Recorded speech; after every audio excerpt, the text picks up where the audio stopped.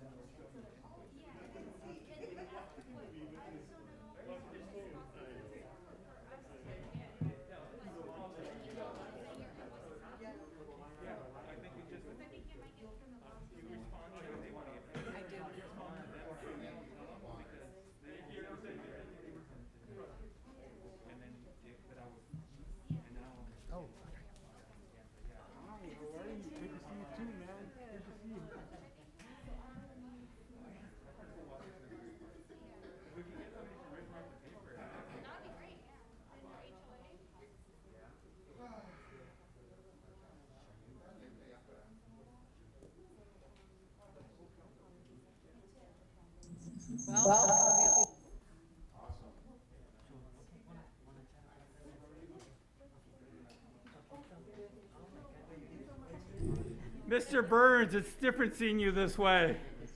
It is. So this is how it looks from here. Hey, why is my chair lopsided again? What's going on? Hey, when you're not here, we try it out. I've been set up. Okay. I feel like I'm falling over.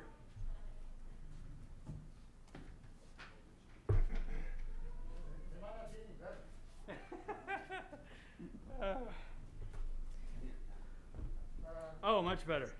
Thank you. Awesome.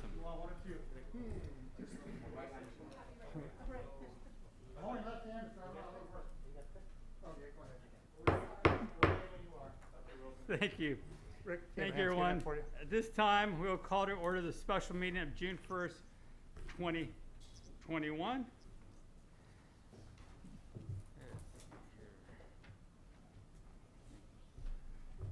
Councilmember Perez, will you lead us in the Pledge of Allegiance? Sure. Ready, salute.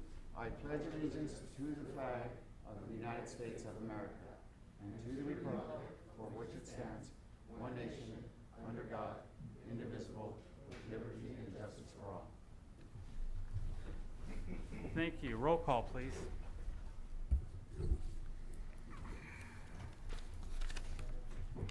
Councilmember Perez, Here. Councilmember Burns, Here. Vice Mayor Resendez, Present. Mayor Velasquez, Here. City Manager Miller, Here. Interim Police Chief Reynoso, Here. and the record will show that City Attorney Epperson is absent.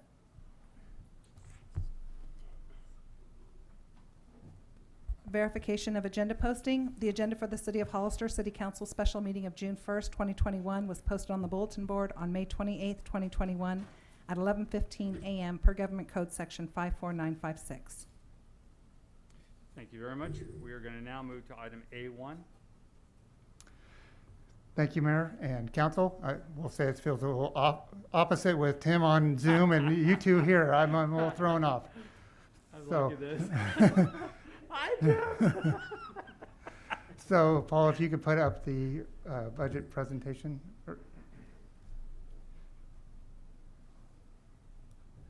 Give us one moment.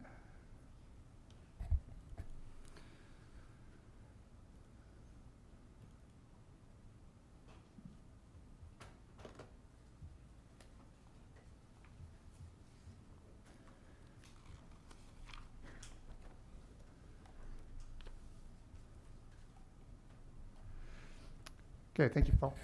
So, as budgets are always scary, I thought I'd start out with something pleasant by looking at the trail from that we just opened up and the positive things that we've done in the last year. So, going through these quite quickly, the budget is a financial plan for the expenditures, and a lot of this they're in your. The big thing to remember is a fund is an independent fiscal and accounting entity, and as we go through the budget, you'll see those. And so one of the positive things, I've got to figure out which screen's easier for me to read here. We continue to maintain strong reserves. I know in the past we've talked about having very low reserves, especially like on a rainy day fund. But however, last year's budget was, the plan was to use up all the reserves, and we had not had to dip into those reserves yet. So we'll continue with those, and then hopefully in future years start raising those back up, because as we all know, things can happen really quick and unexpectedly. So we still continue to do positive things like the traffic officers, revitalizing the downtown, improving our parks, and we have started improving our streets with you'll see a street item in the next budget item in the next council meeting. Oh, hang on. Oh, there we go.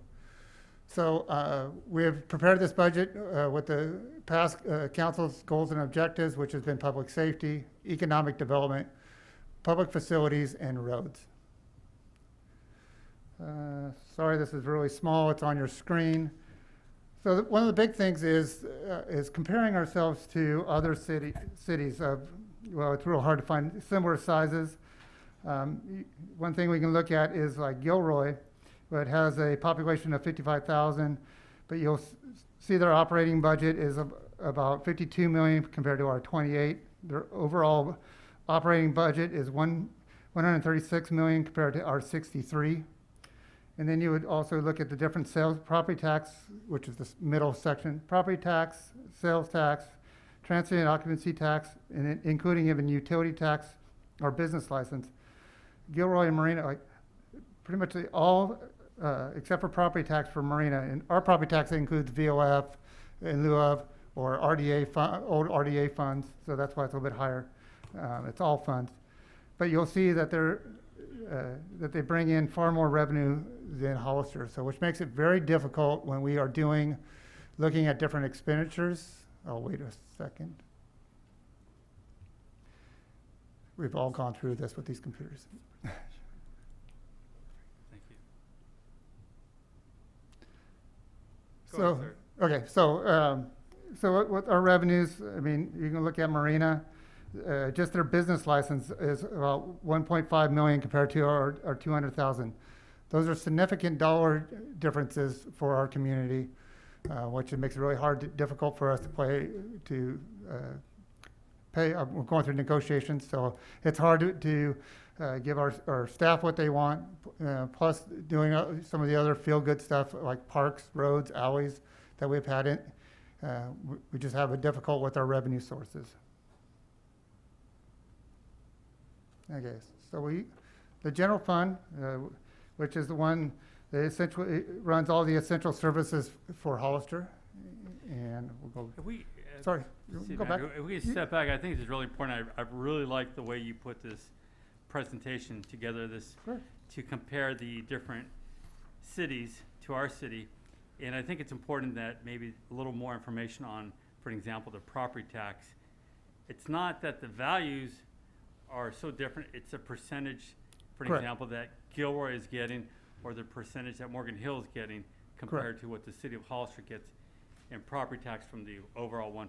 Yeah. So I think if you can maybe expand on that a bit to explain that so the public understands. I think a lot of Sure. times the public believes that that entire tax bill is coming to us, but really it's a very small fraction of that. Correct. We get 11% of that tax bill, which is very small. That's especially- 11 overall is the county and city combined. So our portion of that 11% is actually lower than that. Yeah, I'll go Yeah. back, but I've always said 11%. So, so I mean, like I said, it is very instant compared to what Very everything that's minute. bringing in. When we see in our general fund, we're just finally crossed $1 million in property tax. It's like I said, it's a very small amount. The other thing I want to point out here that I think is really interesting is sales tax comparisons ourselves to Morgan Hill. We're at 11.6 million and Morgan Hill is 10.2 million. Correct. And yet they do, I think people believe they have much more retail there, but in overall numbers, we're showing our numbers higher on that front. So, yeah, thank you. On sales tax, their number is higher than ours. Sales tax Morgan Hill is showing 10.2. Oh, yeah. Oh, sorry, And- Morgan Hill, sorry. Yes. I'm sorry, I Gilroy had is Gilroy a in my head, sorry. Gilroy's a whole different story. Yes, sorry. I apologize. But, yeah. Thank you, Yeah. sir. Where they make it back is in the TOT. TOT. Mhm. Yeah, correct. Sorry. Any more questions on that one? I'm No, sorry. I just want to say again, thank you for putting that out there because it really helps. Yeah, it's amazing when you Everyone start seeing understand. them all together. You know, we're the small little bar on that whole chart. I mean, I know Selena's kind of is not the same, but it is kind of nice to see what their revenue breakdowns are.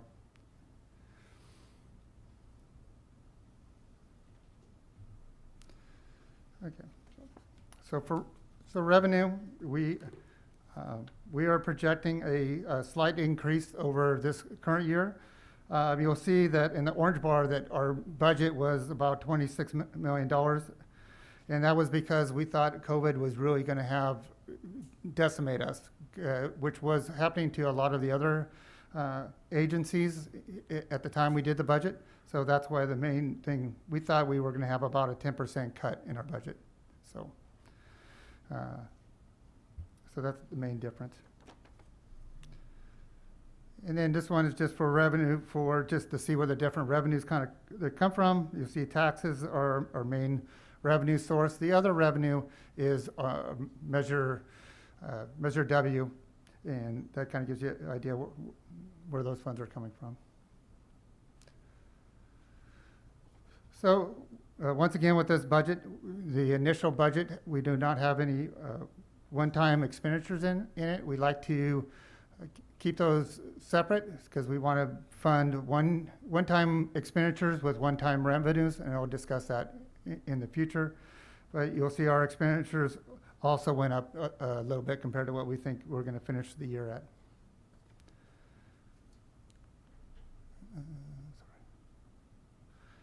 So we always like to remind everybody we are a service industry. You'll see that 75% of our costs go to personnel. So when in past, when we've been talked about we need to cut the budget, well, the only way to cut the budget is through personnel. But I just want to show you that what that makeup is, and it's pretty consistent with past years. Then the breakup of the expenditure by function. So you see police and fire are our biggest pieces. This just shows you more of the dollar amount and the percentages and the staff that they have inside the general fund. So public safety, we're at about 63%. That is kind of in the comfortable zone. Anything, if you get into 70 or higher, really, I mean, 65 to 70, you're starting to get in the danger zone. 63 is a comfortable amount, but it doesn't take much for it to jump straight up. So we just like to always make sure people understand where we're at. Okay. We kind of touched on this real quick for our liquidity. So right now our estimated general fund will be about $4.4 million, which is about 15.2% of our general fund expenditures.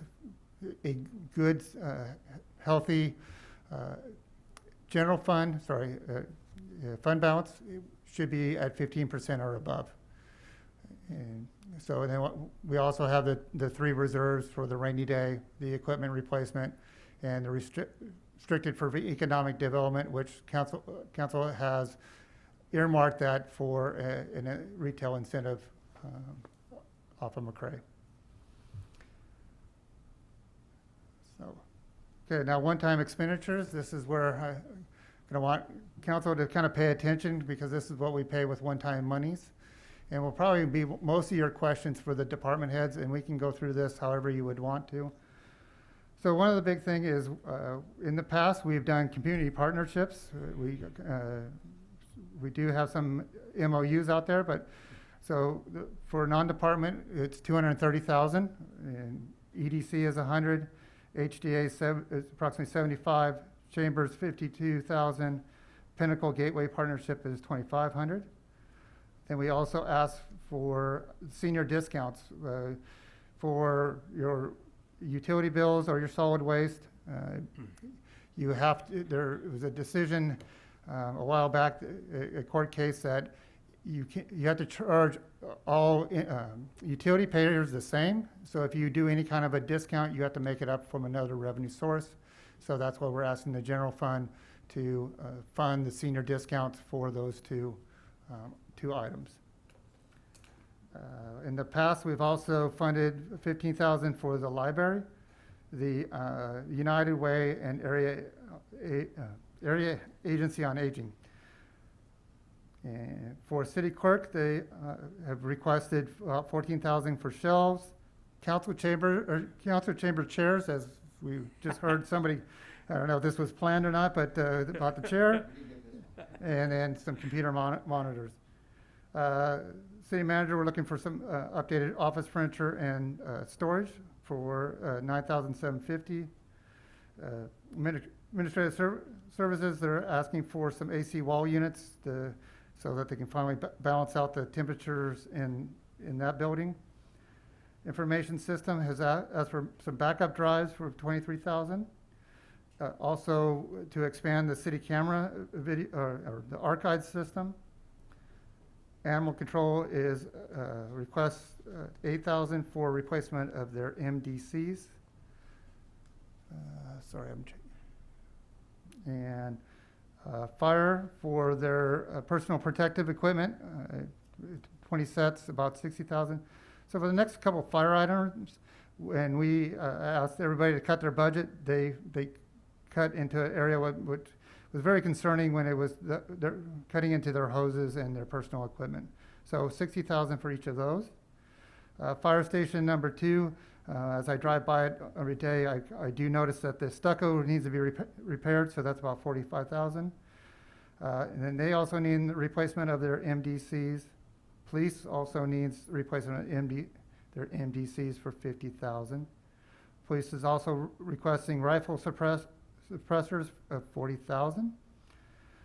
We'll be talking about police for vehicle and their CSO pickups. We're discussing about having some expanded service at the police department. We will discuss that a little bit later also. Also for police, that they're in needing of some fencing for $15,000. We also budgeted for one-time monies, the arborist service, that contract just got approved. So that's $325,000 a year. Recreation is wanting to do electrical scoreboard booth panel for $20,000. We're hoping that we can finally bring the ice rink back and also use titanium racing for $43,000. Some additional security cameras and lights at the community center for $25,000. And then Poor Recreation, their community center it needs some love. We found that their sewer pipe is basically is plugged. So they need to redo the kitchen, the grease trap, ventilation, plumbing, and the restrooms are definitely tired. So that's about $100,000. So we're asking $1.5 million. So everybody usually asks, where's that money coming from?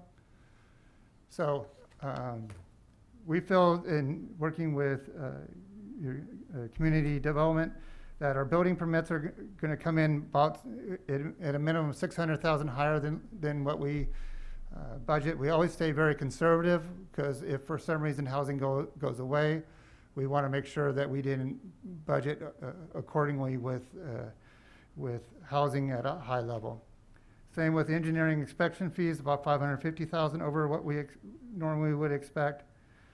Plan check fees about $150,000. Planning charges for building about another $100,000, and then we're requesting about $172,000 of the American Rescue Plan funding. So that's all for one time. I might stop there and then ask if you have any questions on those, or do you just want to go through the presentation and then go back to them? How does the council feel? I guess I do have a question. You said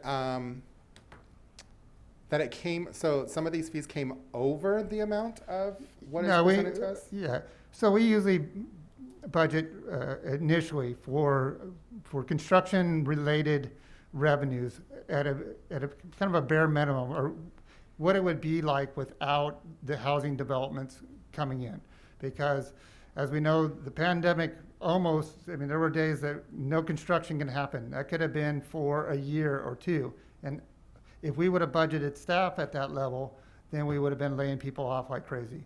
So we always account for those as one-time monies. And because we do know a few projects have been approved, that we feel that this revenue source is still coming in, and we always like to use those revenue sources as one-time costs. And then if I may, Mr. Sure. Mayor. Oh, sorry. Generally speaking, if we looked at these numbers compared to what they looked like last year, are they around the same? They're actually about a little bit lower than Okay. where we are right now. Thank you for that. Is there any other questions from council? Mayor Velasquez, Tim Burns. Go ahead, Mr. Burns. Thank you, Mayor. I actually have a laundry list of questions, but I'm, with the council's consent, I'm going to withhold those questions until the presentation's completed, and hopefully some of the questions may be actually answered in the presentation or asked by other council members, if council is okay with that. That's fine, sir. Thank you. Okay. So moving on. So we've always asked from different council members to kind of have a 5-year projection. So this is our current projection is looking forward that we're pretty fortunate that we're diverse enough, and most of our revenues and expenditures are going to be right on line when we say our normal expenditures.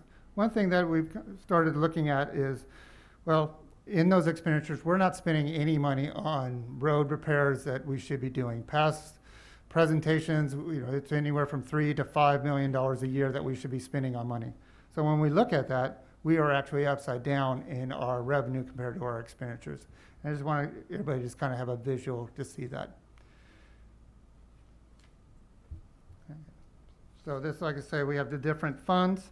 This is just a presentation of where we think the fund balances are going to end at the beginning of the next fiscal year, roughly how the revenue source is coming in, expenditures, and then where we're going to end. And then that's your capital projects and enterprise funds. Some of the enterprise funds you'll see upside down, and we have a conversation about that in the near future, or a few slides. But you'll see that our revenues that were anticipated are about 71 million in total, and about 68 million in expenditures.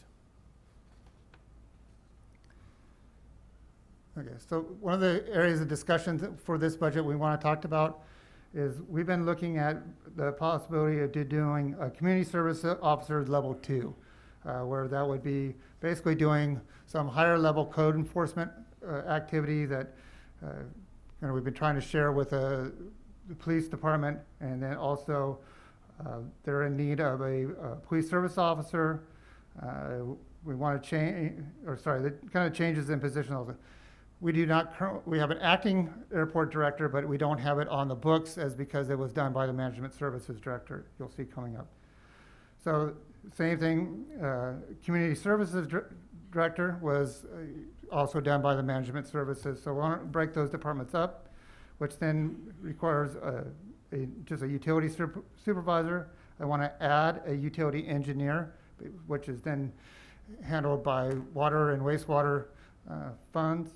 And then because of all the additional work that we've been doing with construction, we are in desperate need of basically a public works inspector. And we like to have a senior, so we have one in charge and then somebody else underneath that person. And what we would be deleting is we've had on the books a half-time community service officer. We really haven't had that person on staff, so let's go ahead and get rid of that half. Because we were going to be hopefully doing more work in with the community service officer level 2, we would get rid of this code enforcement supervisor.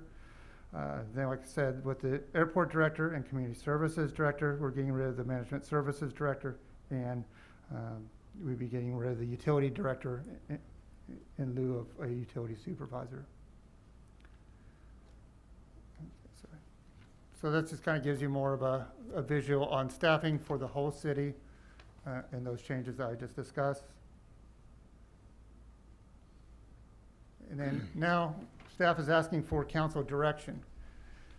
So kind of like beyond, always like to kind of call this beyond the budget, but it's still part of the budget as we look at different things.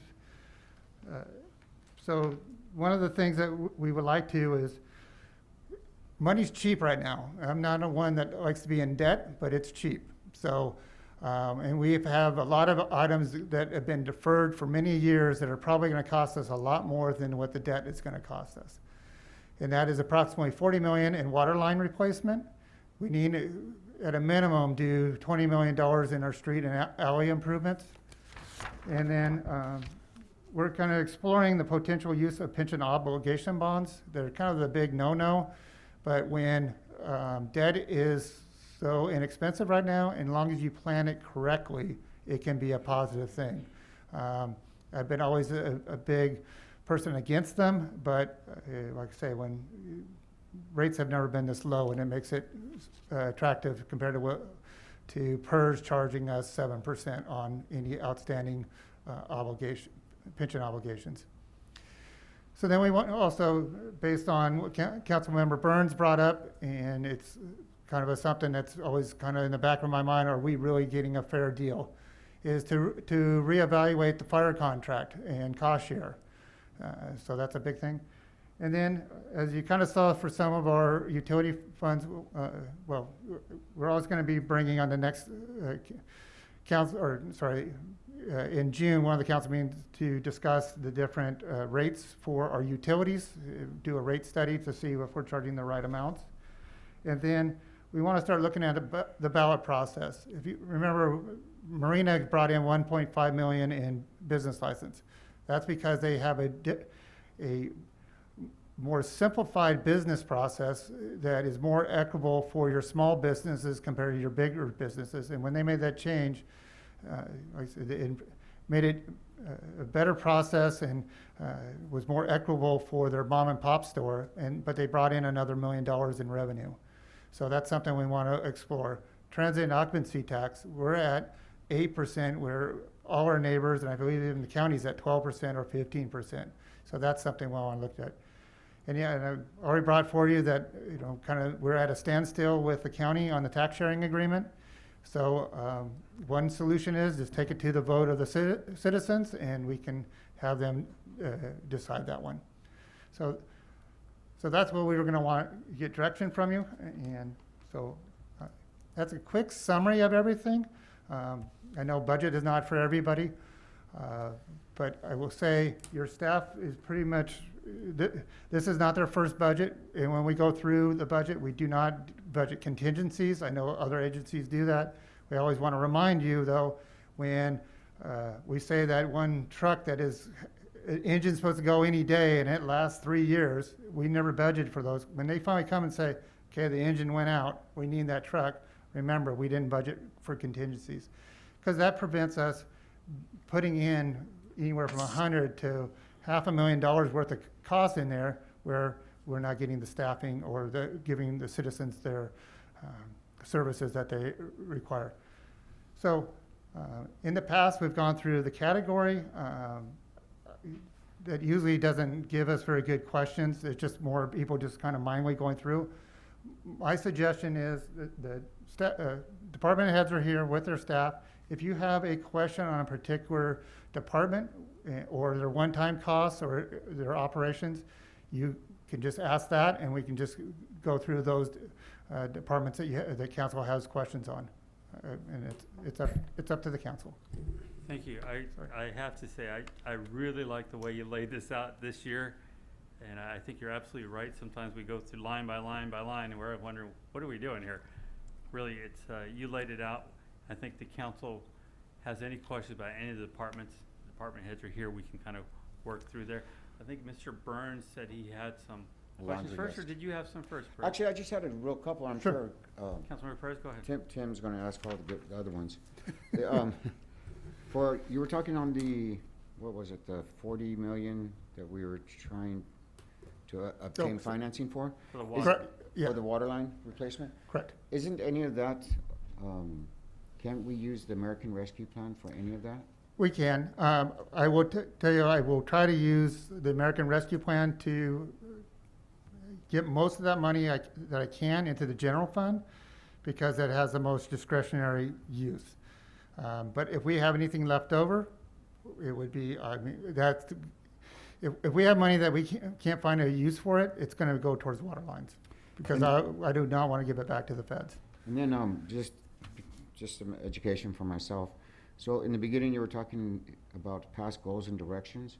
So were these previous, like with these goals and directions from previous council, or or when do we give them for the next year's, direction? and Yeah, goals? it is a past council's goals, but we can set that up with, council whenever they wanna set up some So goals. do we, like, in November, October, go through, set up what our goals are for next year? Right, and we start working through by every quarter, we get a presentation, then we start, okay, this year, let's start focusing here, or shift some funds this way, or do different things. Mhm. Yeah, okay. Take over, Tim. Thank you, Councilmember Perez. Mr. Miller, if you could go back to the beginning of the presentation, please, and I'm just going to work my way through it. I will do my best to be as quick as possible. So at the very beginning of the presentation, you mentioned what the economic reserve, that we have the economic reserves, we have the rainy day fund, and we have a $300,000 reserve fund. And so I'm curious, what are some examples of what those funds would be or have been used in the past for? Actually, we have been lucky enough that we have not had to use our rainy day funds.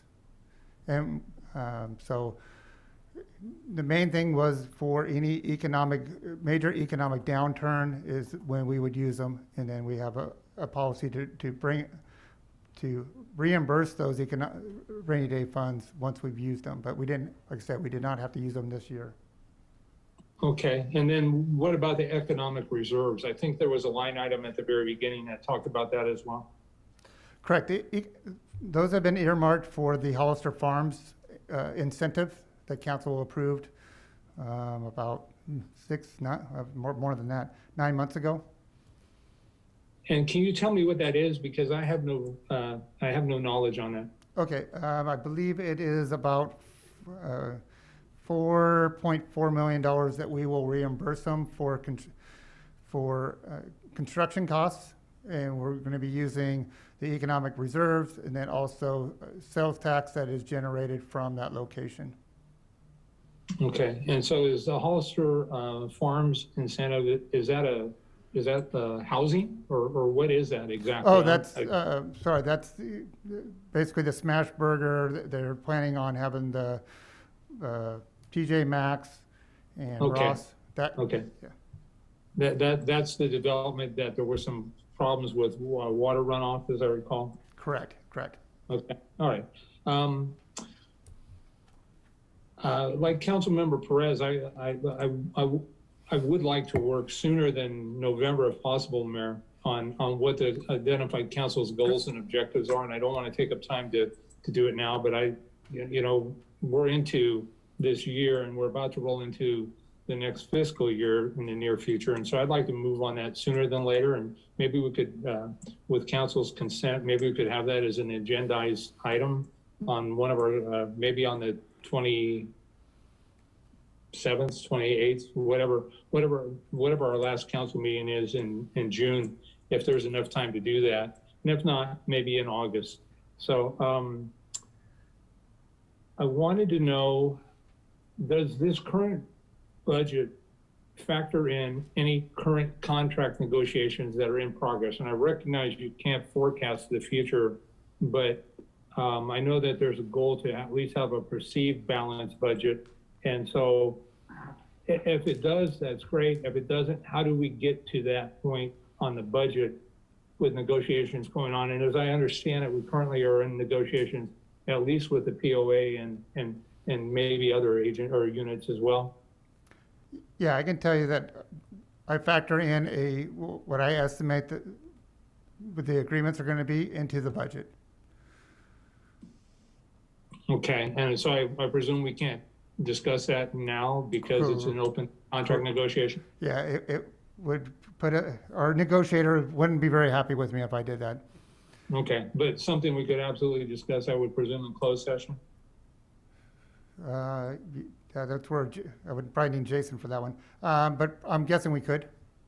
Okay, Yeah, again, if Usually if the we can't. negotiator Yeah, will and- bring it to us instead of talking to us Yeah, about it. so maybe I'll back up a little bit. Yeah, our negotiator is planning on meeting with council in closed session on the 21st already. Okay, that solves my concern there, thank you. Sorry, I think I Um, was reading that wrong, what you were asking. Okay. And so,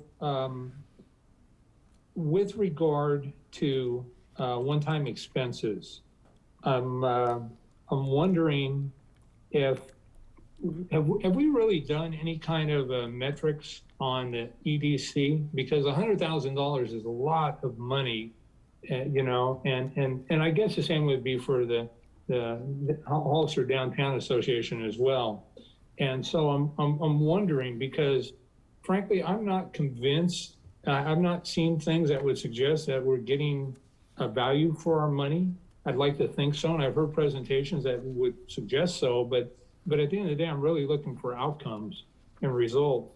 And I'm wondering if it wouldn't make sense to consider potentially hiring an economic development director to work for the city, that would then, the city, their focus would be 100% on the city versus splitting the costs with the county and maybe the city of San Juan Bautista. And so I'd like more information on that, please, Mr. Miller.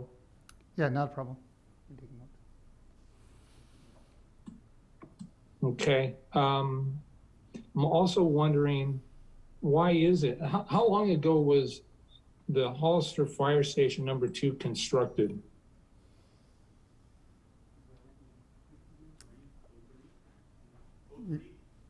I'm hearing from the, from the audience, 2003.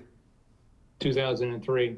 And so I find it troubling to me that there is obviously, if it was color coded, I absolutely understand why the stucco could be failing. But if it was painted, my experience, and I have professional experience in this regard, you know, a paint job should last at least 10 to 12 years. So maybe it's due for a paint job. But I would like to know more about the $45,000 to repair. And if it was deferred maintenance, and shame on us, if it was poor construction practices, maybe we need to look a little closer at that. I'm going to have Charlie come up and hopefully he can answer a few of those questions for you. Okay. And so do you want me to pause while Charlie's Sure, on his way? Yep, he's, Okay. there he is. Mr. Mayor, council members, Mr. Burns, thank you for that question. Charlie, your acting fire chief. Yeah, that's been in this great despair for years now on that work. Now, it was just a coated stucco, and we have been for years trying to get that repaired in the beginning because of the cracks and everything that was going on through it. So it's weathered and it's gotten a little deeper than it has before. So that was always kind of the thing, the item that got cut off of the budget. So Chief, we're if getting we to a could- point. Chief, if we could just make sure, I know it's hard. We've gotten to the point now that we're causing serious water damage in between now of the tower and the stucco, and it could be catastrophically peeling away from it. So that's why we fought so hard this time. It's like, it's time to get it repaired. We need to seal it up, because if you go through there, you'll see big chunks of the stucco coming off and the cracks coming through there. So we've tried to get it painted, and it's in direct sunlight, so it does take a big hit on it daily. If you look throughout there, you'll be able to go see the front part of it that hits it daily, and then the back part, and you'll see where the majority of the damage is. I can take you on a tour, or anyone on a tour, to go check out the damage that's happening. And it's just getting greater every year. So Chief, thank you. I guess this is to take a few steps back then. To me, this is something that feels like it probably should have been done sooner.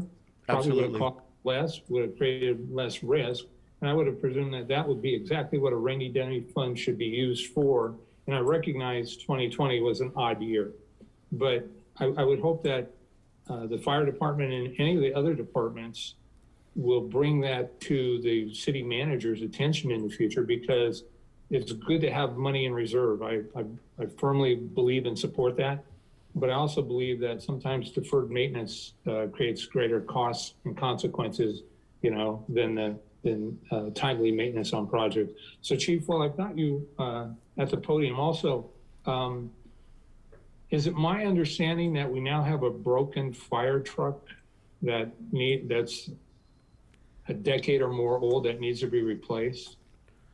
Absolutely. Our fire truck is completely out of service. It finally broke. And our fire truck is our elevated water stream to give us the reach and the distance that we need to be able to suppress fires. So our truck, which was traded in for a telesquirt for a 75-foot with an aluminum ladder, finally broke to the point where we can't even repair it. It's going to be repaired.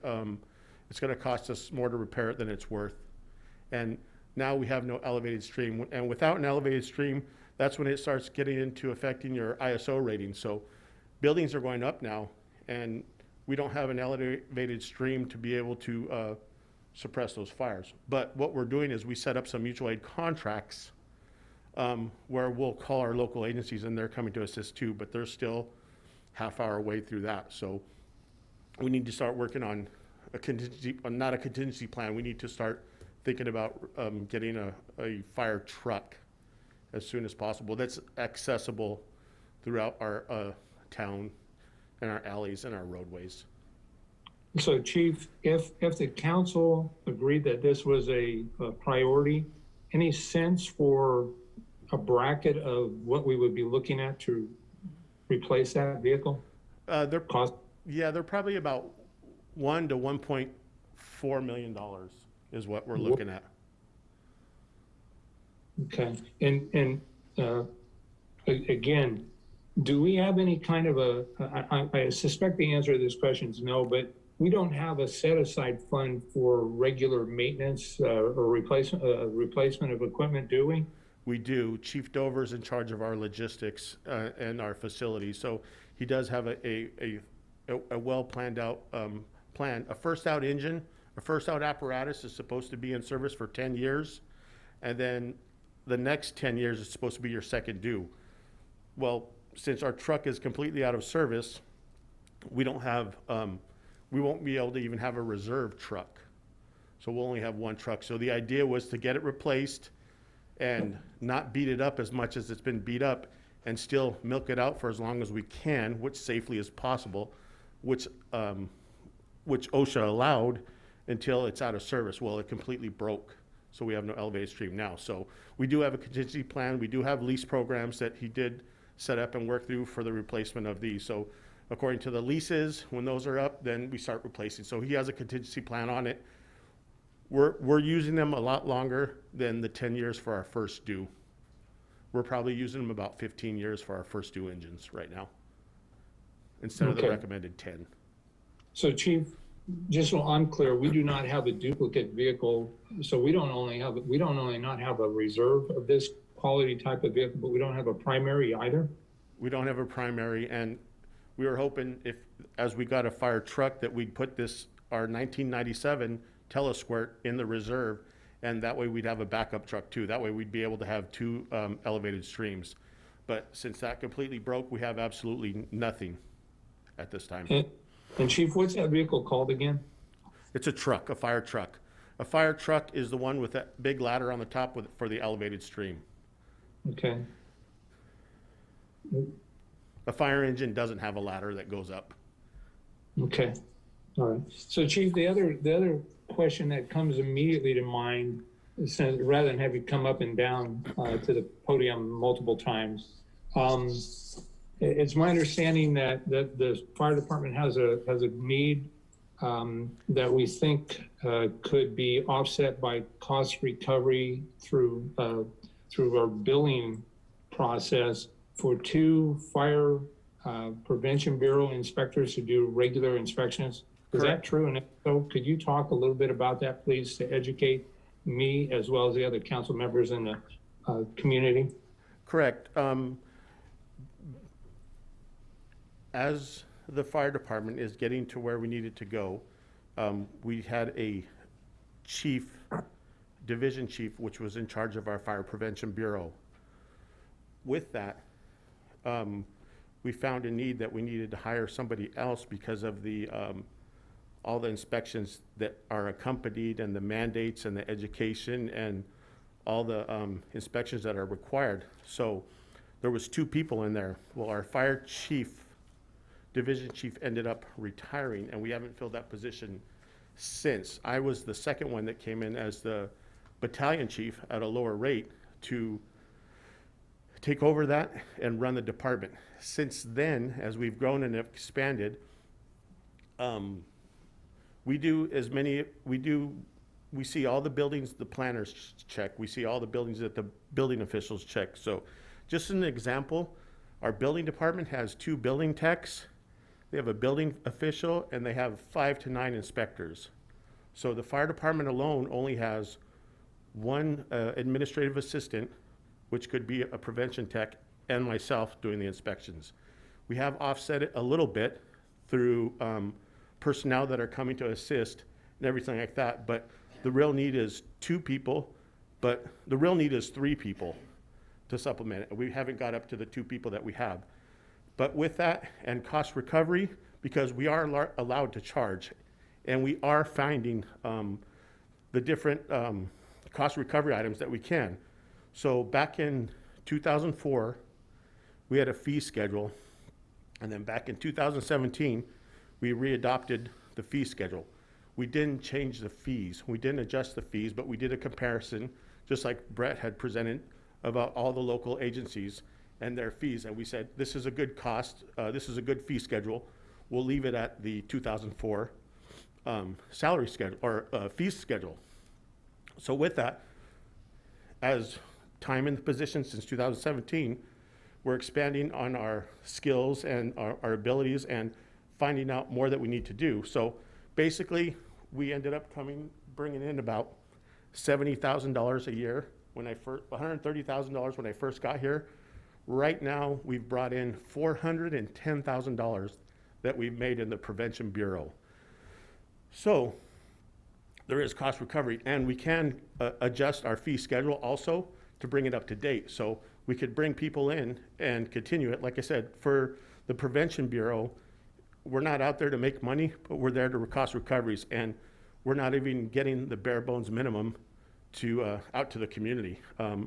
Really, public education is 0 because of COVID, but we only have myself and front office person. And then regular business inspections is pretty much at a halt, only because we're trying to tread water with all the new constructions, all the new building. We are utilizing the engine companies for all and about, and we get cost recovery for every inspection that we do. Engine companies are doing inspections out in the county. They are doing the schools out in the county. They are doing the hotels out in the county, and then in San Juan Bautista, as well as myself also. But I am the one that needs to be overseeing and running the program and checking every project and seeing what the needs are for the community. So I think we're well over 1,700 inspections completed last year alone, and half of that year was myself, and we did bring someone in half of the other year. With the mandates, we have just alone, which mandates is over 500 for hotels, motels, schools, and residentials from triplexes on. That's mandatory because of the Ghost Ship fire that we come in and we inspect every one of those every year, and we bring it back to our boards and let them know that we completed it, or if we didn't complete it, why didn't we complete it? Because they want to hold someone liable for that. So the last couple of years, we have completed it. I've made sure that we have done that. We're having a really hard time following up on those because a lot of people want to know, but we're making it happen right now. They want to know about their business inspections, their apartment inspections, but they're coming out to us with open arms because it's that educational process that we need to be providing to the community. And once they find out that we're there to help them, we're not there to ticket them, they're embracing us. So they're like, why didn't you do this before? We're trying to get out there. We're trying to provide the service. This is what the fire department does for you. So we're not a complete drain. We want to be able to provide, and we can adjust, and there's still plenty of cost recovery. So a higher hazard business, we have a whole bunch of, there's a whole list in the fire code of adopted permits that we can charge for. So if we have a spray booth, we could charge for a spray booth and inspection annually and do that inspection. We have a few of them that we're capturing, and it's an annual fee that we're going out there. Oh, time for your annual inspection. Here we go. They automatically know. They call us up. We call them up. They pay their fees, and we go out there.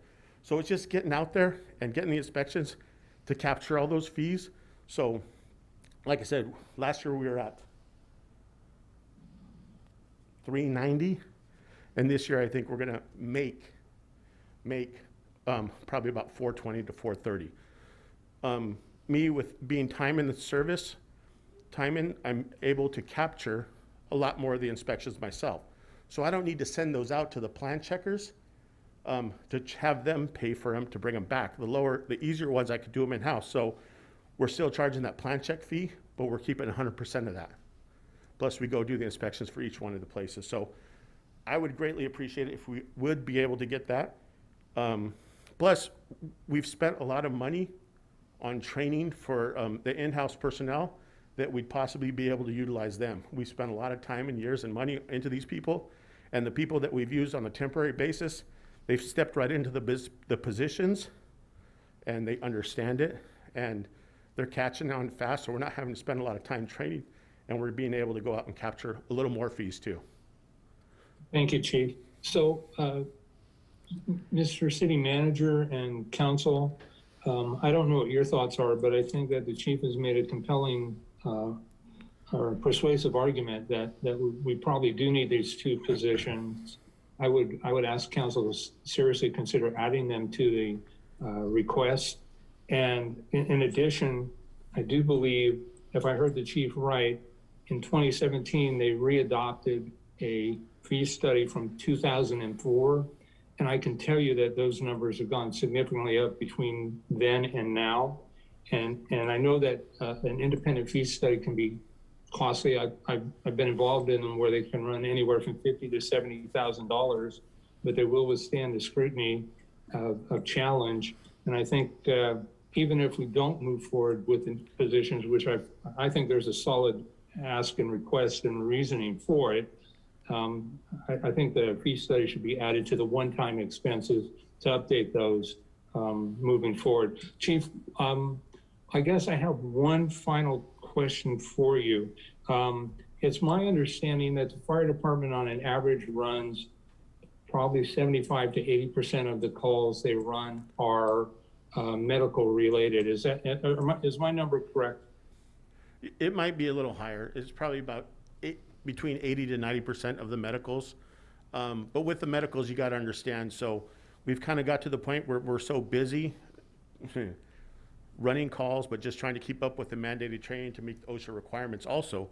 But not that we're trying to work our way out, but we've kind of got rid of the type A medicals, not for us. It's just the lower hazard calls. So if someone slips and they hurt their toe, they'll call just the ambulance for them. We won't go out for that. We have different apparatus that we're able to adjust according to the call, so we're not beating up the big fire engine. We have some type 6s, we have type 3s. The other engines where it's less wear and tear, and we're able to, it depends on the captain to make the call, and to make that call to run that. So our medicals are a majority of the calls, and there is fires, and we do have the apparatus, so it's up to the captain at the prospective stations to pick which engine they're going to take for which call. It is kind of dangerous because you don't want to get caught with a grass rig for a structure fire or vice versa. But they're kind of all-encompass vehicles. They try to have everything to be able to do the work until the cavalry gets there.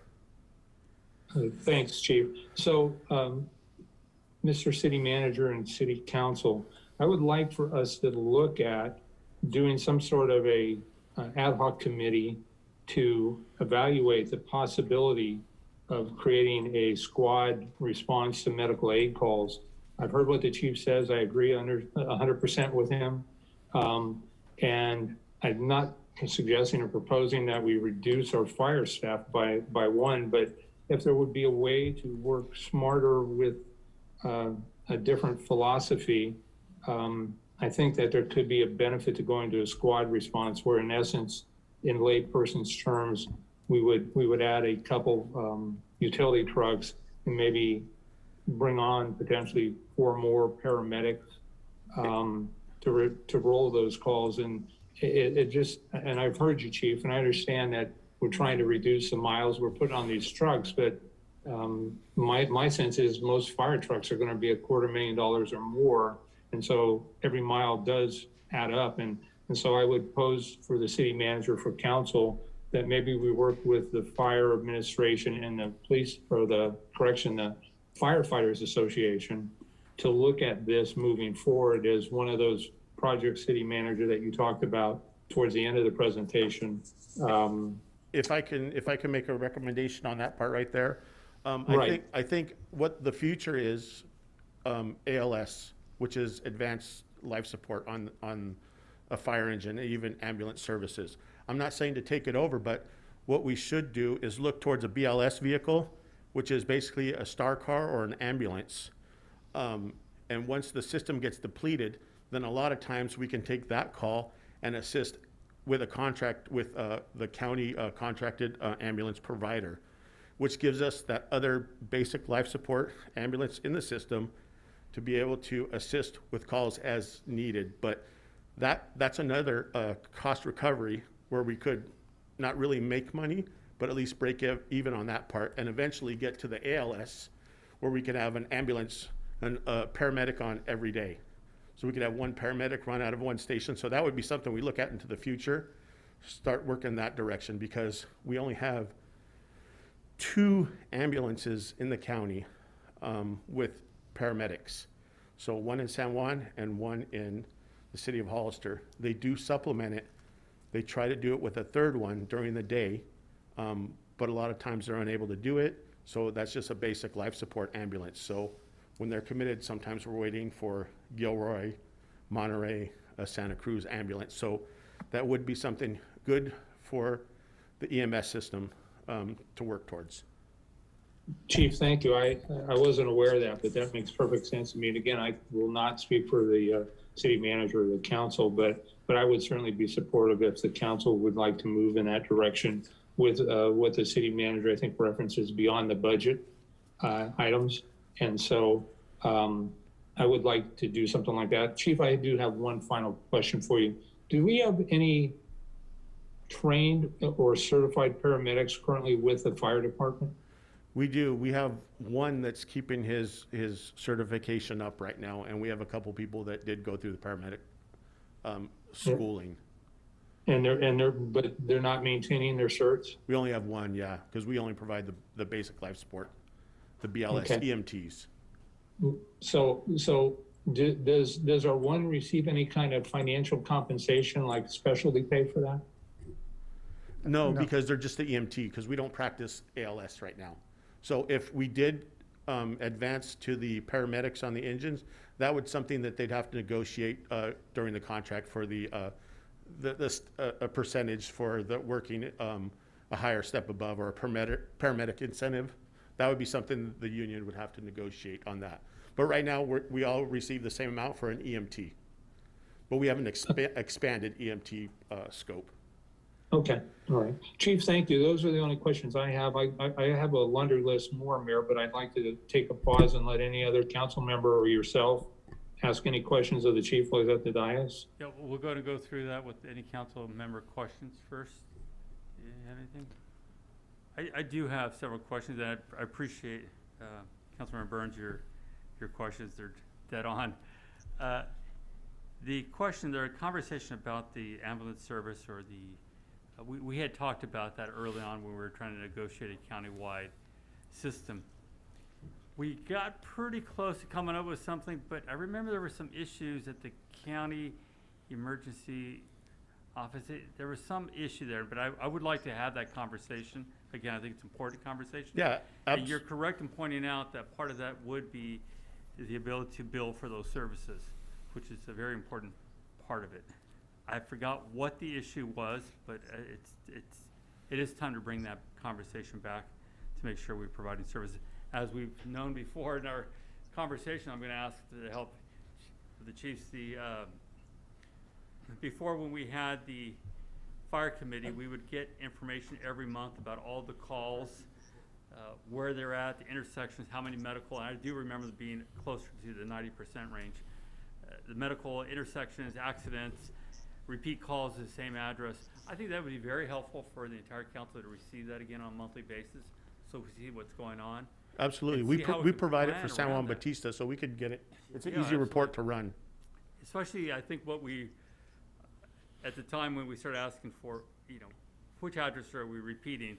And we found the one address where I think it was 30 times in a month, the fire department responded there. So this information is critical, and I think it's gonna help us do that and start answering the questions about the, Can I add something to that? Well, yeah. it brought up a thought that you're saying. So in our fee schedule, we do have it adopted where we can bill for the 3 strikes you're out for false alarms. So we just don't have the time or the personnel to get out there to bill them and do that. But we have many, many violators, and it's progressive. It goes from your warning to 250 to 100 to 250 to 500 after that. So we are getting a lot of false calls within a year where they're running 5, 6, 7 of them. So we can recover those costs for that also, and we would be able to.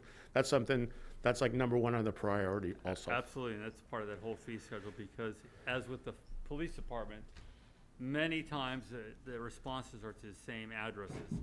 And it's, how many times are we gonna come out here, before somebody pays for this? Because it's not fair to the other residents, some of those issues. So definitely a conversation about the fee schedule is important to update.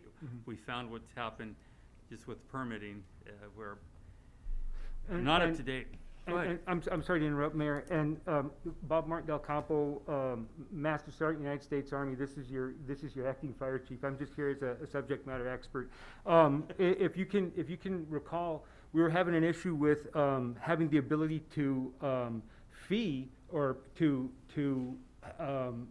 put a fine, or not a fine, but establish a fee. And what we needed to do was establish that in an ordinance. That's why we couldn't move forward with the transportation or the ALS and BLS Star Car. So now that has been done, we're at the point where we can actually implement a program. But what I think needs to be done is, if we can have, just like you said, those numbers saying these are how many calls that we're going on as a fire department assisting AMR, and then is it feasible for the fire department to have a basic life support vehicle to assist AMR, or is it not? This way, it's transparent for the community to see, and they're going to see that it is, there is some utility into that. And we're at that point right now, Yeah. and thank you for that question. And I think there was some contractual issues with AMR. I think that might have been the That's issue it. at the time. And that's an easy one. So OES and EMS is really supportive of this. We just need to bring it to them. So like in Gilroy,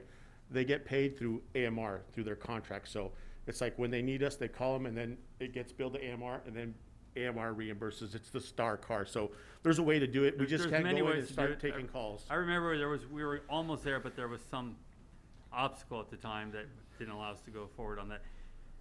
Going back to the fire truck, you had that demo that came out. Is that the fire truck we were talking about, correct? That came out. That was an opportunity for us to see what the capabilities are. But that is for what you're the looking truck. for, correct? Yeah. That we brought out something here. similar to that. And I have pictures, Mr. Burns. I'll send you the picture. Very cool. It went up quite a bit higher than our buildings there on Right. 5th and San Benito Street. So, Right. and I remember the gentleman saying that it was in the ballpark of 1.2, 1.4 on that one. So I thought we were already in that process of that. And just so you got to understand, so back in the day, we used to have a 105-foot Grumman aerial cat.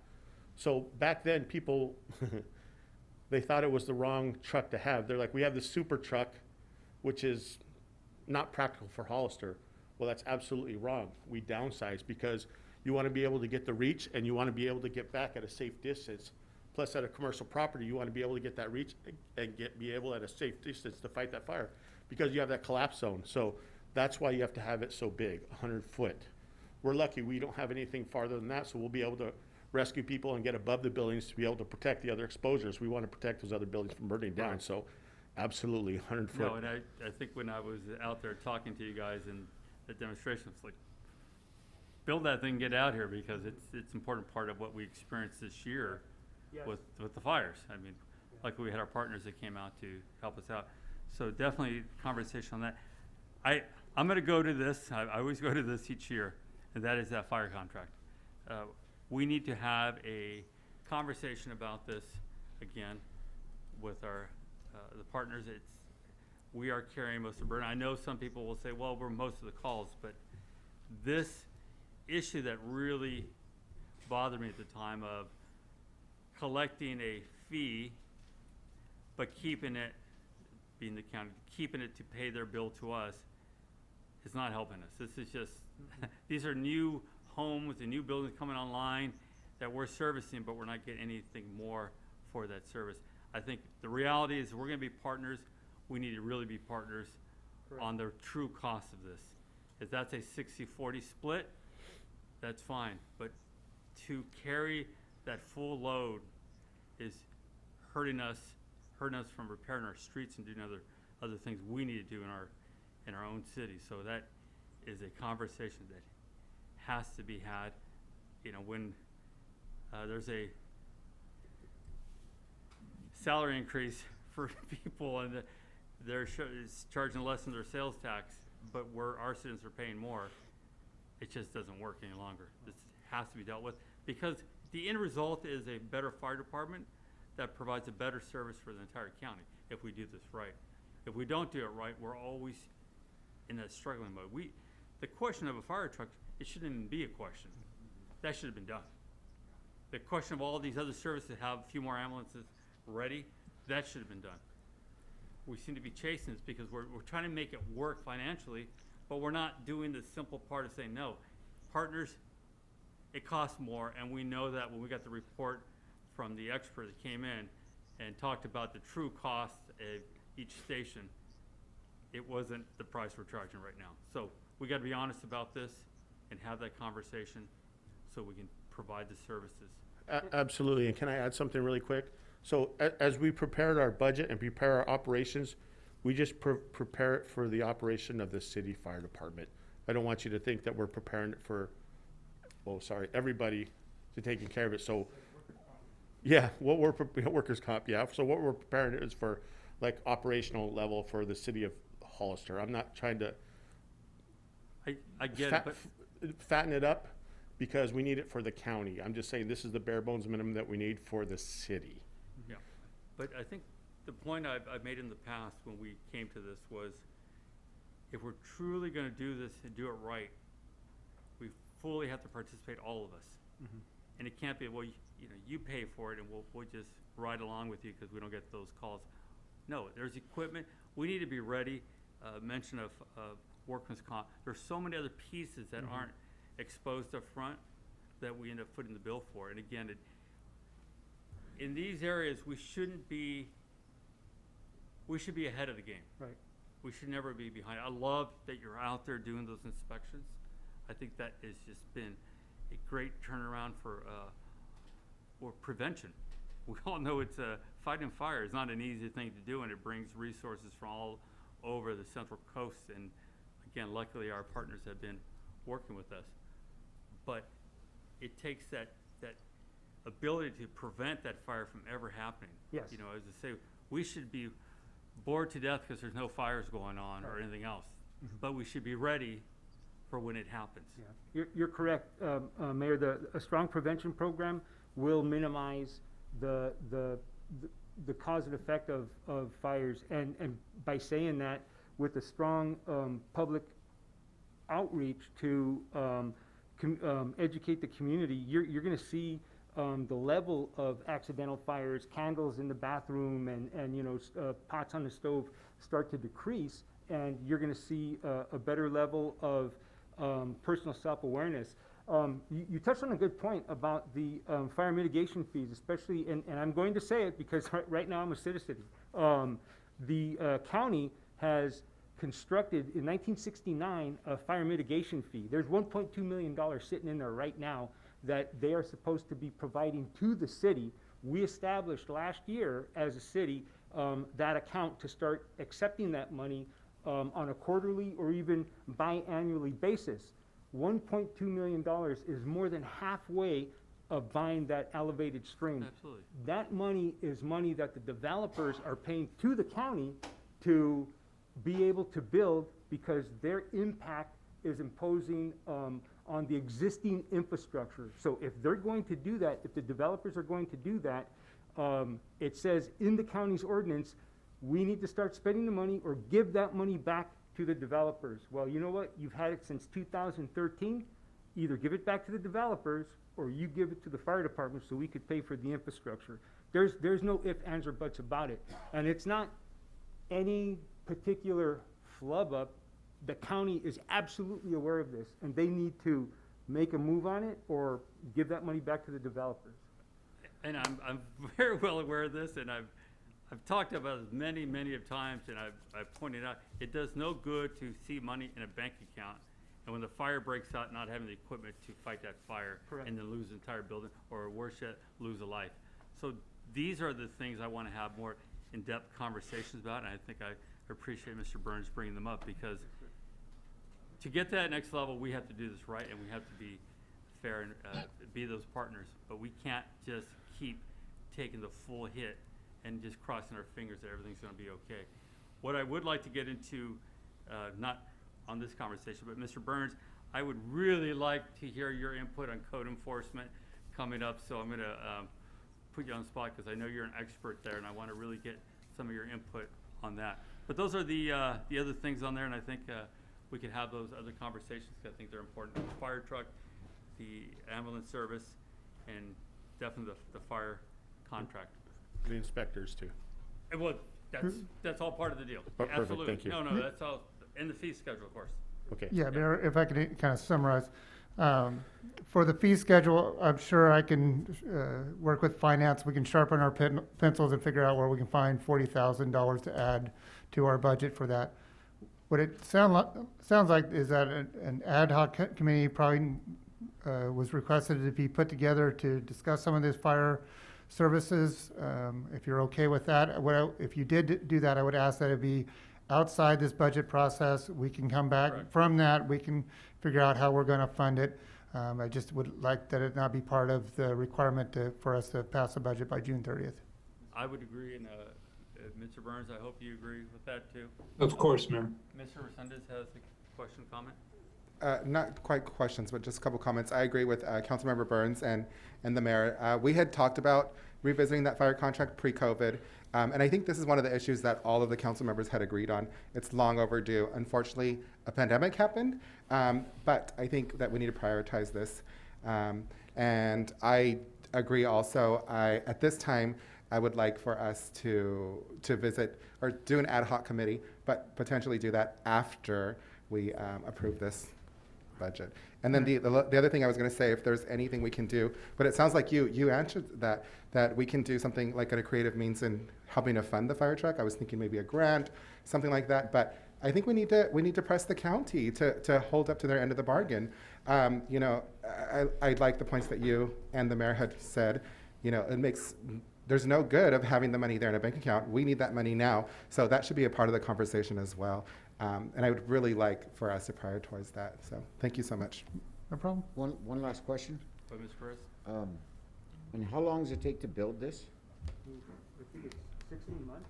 Yeah, about a year to a year and a Yeah, half. so it does need to be prioritized, because in the meantime, we're gonna wait 30 minutes? Yeah, Yeah. 45 minutes from Monterey, and they're the ones who usually move first, or from Monterey County, and it's Salinas. Because Gilroy's got their hands full also. And that's our operational area, Watsonville, Yeah. Monterey County. So we initially, if there's a confirmed call, we initially right away to get them coming. So it's at least a half hour. So we don't wait Yeah. at all till we get on scene. If it's confirmed, we just get them rolling right away. Okay, thank you. We're doing everything we can to do with what we have. Thank you. Is there any other questions about the fire budget? Okay. Okay, thank you. Thank you guys for the updates. Chief, it's good to see you again. It's Good to be odd back. to see you in a suit, but yeah, I know. It's good to see him though. Okay, thank you. Thank you. I would ask for Councilmember Burns to continue down his list. Thank you, City Manager. Mayor, with your consent, I'll move forward. Go ahead, sir. Thank you, Mayor. So I have a question for our chief of police as well, or the city manager. And it's, if we could know a little bit more about what rifle suppressors are and the volume and the intent. And at $45,000, it's not a lot of money, but it's a significant amount of money. I will let the police chief answer that one because I had asked these same questions and I don't think I can repeat the answers. Well, thank you, Councilmember Burns.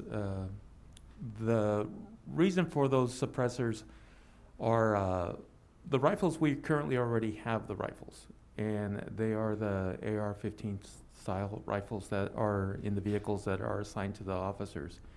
The reason for the suppressors is several agencies are going to these because of the ongoing workman's comp costs of hearing loss, as officers are retiring and or after so much use of firing those weapons and during their trainings that even with the ear protection, they're discovering that similar to some of the soldiers in the military are having, is it affecting their hearing. So that's the reason for those suppressors. It actually replaces the rifle, the barrel, I'm sorry. It replaces the barrel because if you just added the suppressor, you would have a very long rifle. So it replaces the barrel with the suppressor. So that's the reason for that. However, I had spoken with the city manager about this, and I got confirmation recently that we did also ask for a grant from Homeland Security to cover the cost of this, and it's past the initial phase. So I think that this is something that we could remove from the budget, because I do believe that it looks really good for us to get that grant from the Homeland Security to cover this cost. And if for some reason it doesn't fall through, we can ask for this at a later time. But I think that we've met all the requirements for the grant. It does cover this type of an expense. So if whatever the will is of the city manager, but I'm okay with removing that because of that update on the grant. Thank you, Chief. Councilmember Burns, I just found your 40,000 for your fire rate I studies. was gonna say, good, that's some good pencil sharpening. I tell you, the city manager's been doing a good job with finance. So, Chief- magic with those numbers. So Chief, I'm curious on the line item of $80,000 for a police vehicle and CSO pickup trucks. Pickup trucks would suggest more than one truck, and can you tell me a little bit about the police vehicle and the pickup trucks, please, sir? Yes, sure. That amount, it would be covering 3 vehicles. The reason for police vehicle is about 2.5 months ago, there was an incident where 2 of our vehicles were responding to an emergency, and that they did collide in responding to that. And it was 2 of our older vehicles, but they were still part of our fleet, and it took those vehicles out. To repair them, it would cost more than what they're worth, and we actually retired those vehicles. So we're usually on a schedule to buy 2 vehicles a year, and we've been maintaining that for a long time. But having 2 vehicles that we anticipated still being in the fleet for at least 3 more years, 2 to 3 more years, it did affect us. So I put a request for an additional vehicle. And the CSO trucks, part of the budget, we do have CSO level 2s that are being proposed for approval. Those individuals would be taking on a little bit more of the roles of what we spoke about before as the park ranger position, and now also taking a few of the code enforcement activities that are needed. And then they would need vehicles that we currently do not have to respond. They potentially could be working at the same time, so having them share a vehicle would not be ideal. When we're looking at those vehicles, those trucks would be just a simple pickup truck, because they will also be, if they encounter like shopping carts and other things that are left behind by the homeless community, they would need those trucks to transport those equipment away, either for storage or for disposal. Thank you, Chief. With regards to the vehicles, do we, and maybe this is a city manager question, do we give our local dealerships first right to submit a proposal? I'd very much prefer if we can continue to do business in Hollister whenever possible. Yeah, we shop the state bid, but we also communicate with the local dealers to try to see if they can match it. The sewer fund last budget, Henry's on vacation, I'm trying to remember, it was quite a few vehicles that we purchased through Greenwood Chevrolet. Great news. They get Thank a you, city 5% manager. preference too, Correct. 5% preference. Should be- Nice. That's great news. Chief, one last question for me, I believe, at this time, sir. Can you talk a little bit more about what this CO2 or CSO level 2 position is going to look like? And is there an intent to maybe relocate code enforcement to the police department, or is this going to be something different? Thank you for the question. This will be a combination of things that we think that we would use those CSO level 2s to address some of the homeless problems that we've been having, some of the code enforcement issues that we've been having, some of the parking issues that we've dealt with, concerns about the street sweeping and the abandoned vehicles in the roadway or vehicles that haven't moved in a long time. We'll have them picking up some of those activities. But we plan to house them at the Briggs building. There's an office that we've been using there for a long time. We recently have remodeled it to make it more user-friendly for the public. Our goal is to have that be for potentially like a satellite for the police department. So the code enforcement officers or our CSO level 2s would be assigned there along with the supervisor. There's an office in there for that.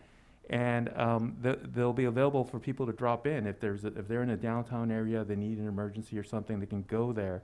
And if there isn't an officer already there, they can get help to them as quickly as possible. It could also be a centralized location where one of these CSOs can also sign off a ticket for someone, so they don't have to be waiting around for a patrol officer to respond to them in between calls. So it's a plan that we've met with the city manager about, and we discussed that we could use these officers, the CSO2 level officers, to help resolve some of the code enforcement issues, some of the park issues, some of the homeless issues, and do it all with proper supervision from a police sergeant, and try to work together to resolve all these different issues with two of those people. Thank you, Chief. I'm really encouraged by what I heard you say, and I just like the cherry on the top, the satellite office, I think is a great opportunity too to become more accessible. I love your facility out there, but it feels somewhat isolated, and I often think law enforcement needs to be more centrally based. I don't know that it's feasible for some people to even get out to where the main PD is, so I'm very encouraged by hearing that. Chief, thank you. Those are the only questions or comments I have. Mayor, if any other council members would like or have questions, I'd like to pause for a moment and let them ask their questions. So that would be your comments for code enforcement then also? No, I have some additional comments for code enforcement as we get closer to that, Mayor. Okay. All right. Any other questions from council? Go ahead, sir. All right, thank you. So the mayor had said that and you city manager, you had said for property taxes compared to other cities, our site's relatively low. What can we do to increase that? We are in negotiations with they're on a pause right now or standstill, but we are trying to negotiate a property tax sharing agreement with the county for the commercial and industrial. That would hopefully help. And council took a step with getting more residential with the 50-50 that we are currently getting, but it's just going to have to get a better tax sharing agreement. It's the only way we can improve those percentages. Okay, so I'd like to prioritize that as well, if we can, please. Okay. The next thing I'd like to ask is, Councilmember Burns, I'm glad that you brought up your concerns about the EDC and seeing actual merits. on what the productivity is, or not the productivity, but the return on our investment, I should say.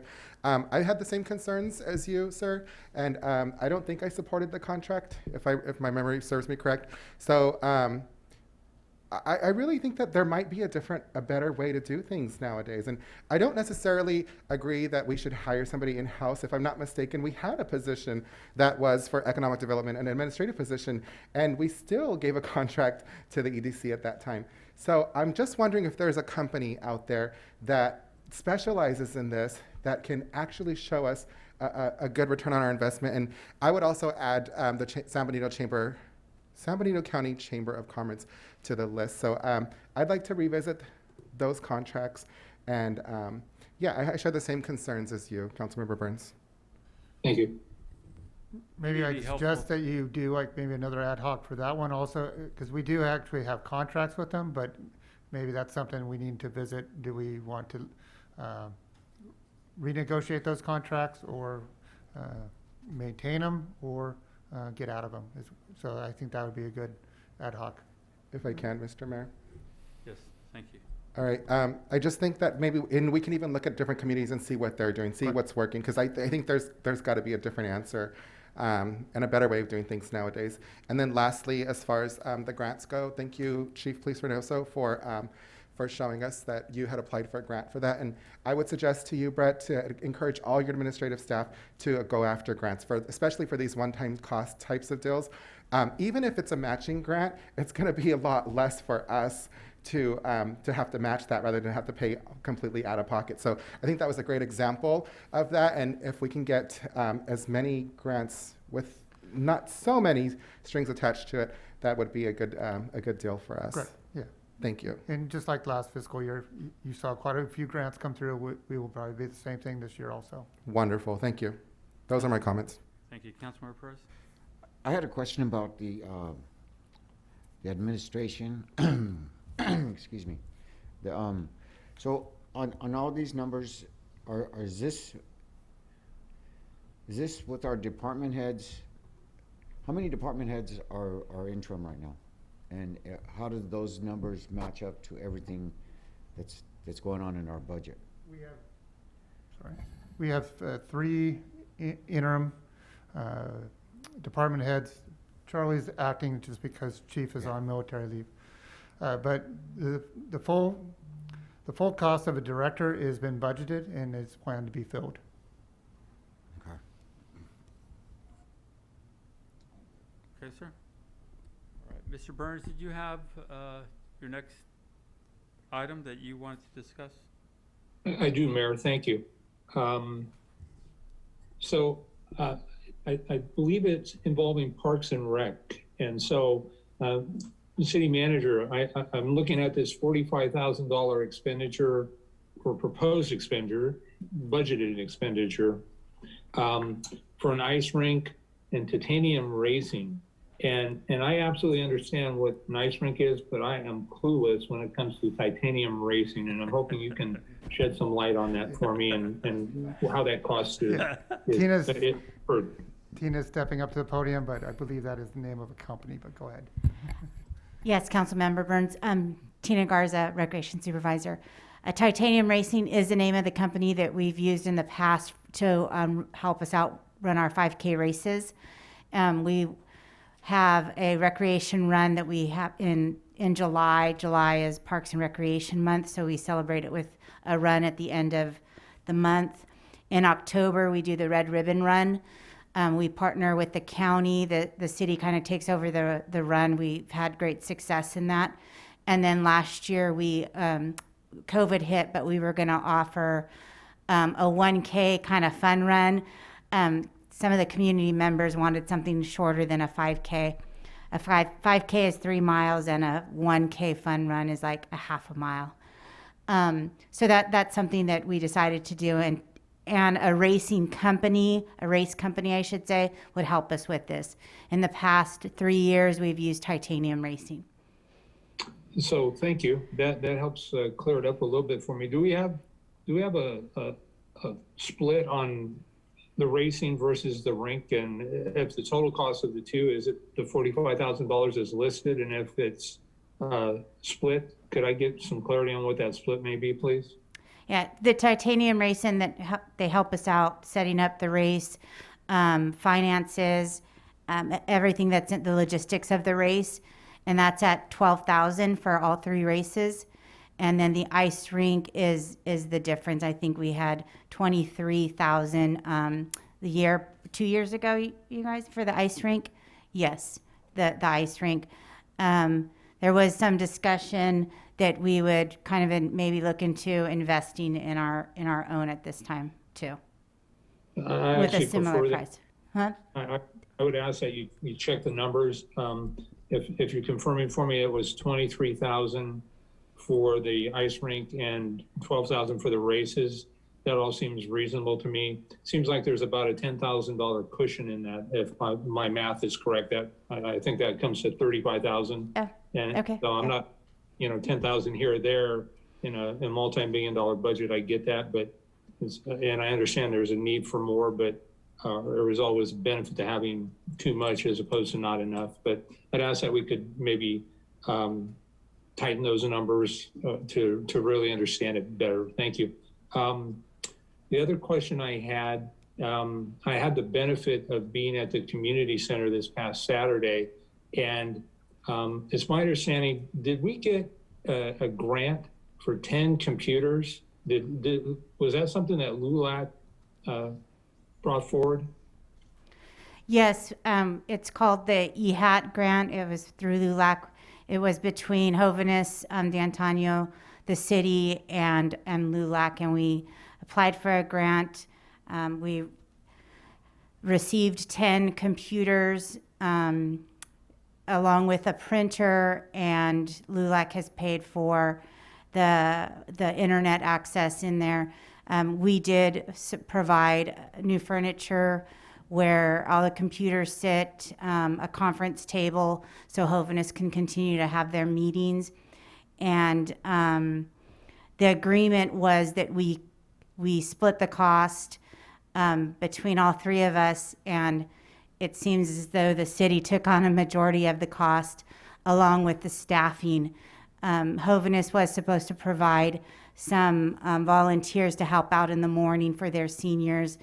And then we were supposed to get volunteers throughout the day. And then, of course, recreation staff would cover the evening so that we can lock up. And right before COVID hit, we were in search of some of those volunteers and staffing. And recreation staff found that we were doing a majority of the coverage on staff coverage because the senior staff weren't able to get some of their volunteers to help out in the morning time.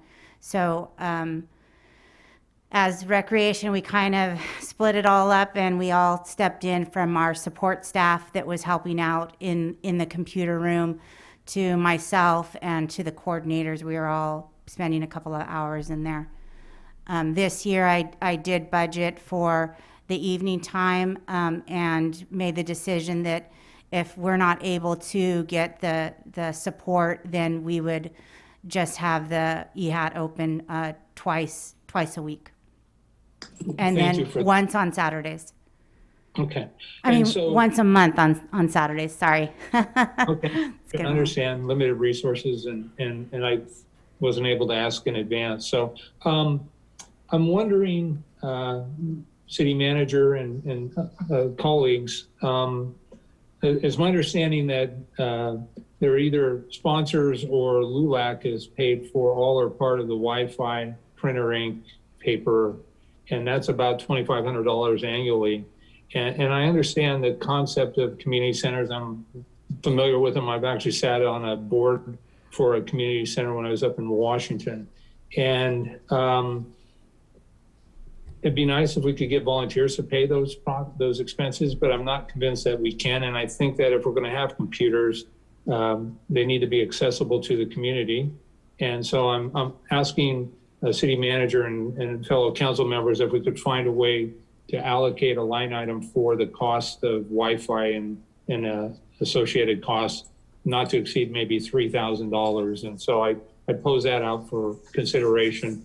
Thank you, Mayor. Thank you, City Manager. Those are the only questions or comments I had regarding our Parks and Rec department. I think overall they do an amazing job with very limited resources, which again, the budget is shown by the number of personnel they have and the amounts of work they've done quite well. Thank you.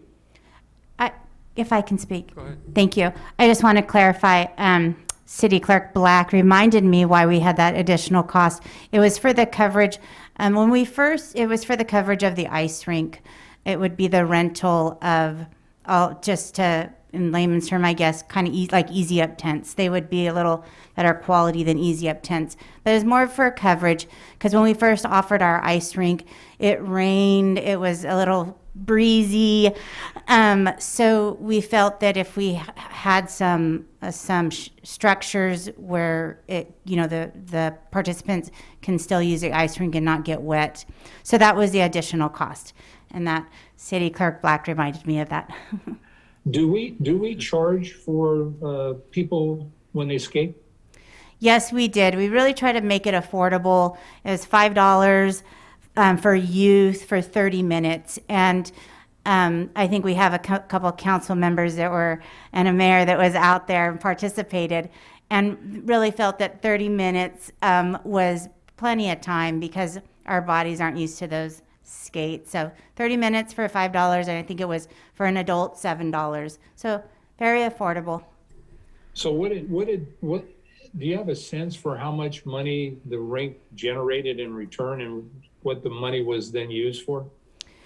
At that time, it wasn't a lot that was generated just because of the inclement weather, but we did receive a lot of sponsor support. We had around in a short amount of time, we had 5,000 in sponsor support, and I think we brought in a revenue of a little under 5,000. So it was around 10,000. It didn't cover all of, the cost of the rental of the rink, but we got some nice positive feedback.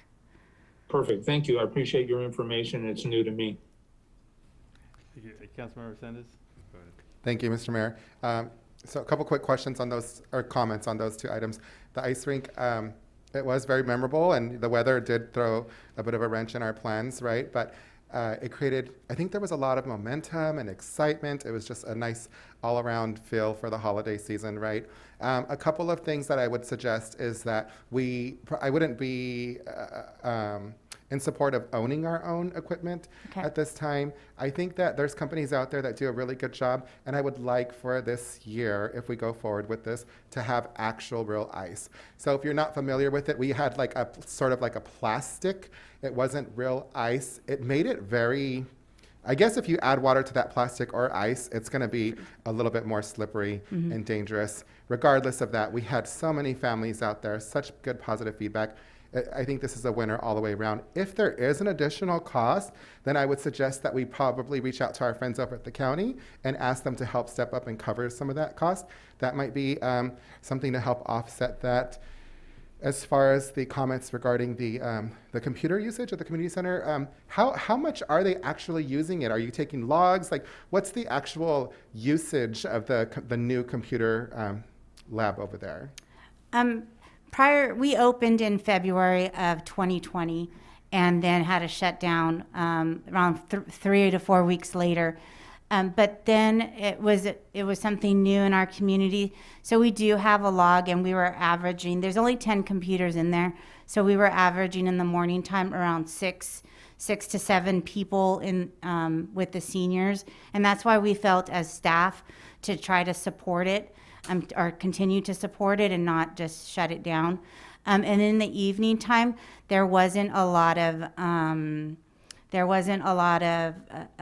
involvement because we felt that not everyone knew about it. But then when COVID hit, everyone was calling us and asking us to use because the library had shut down.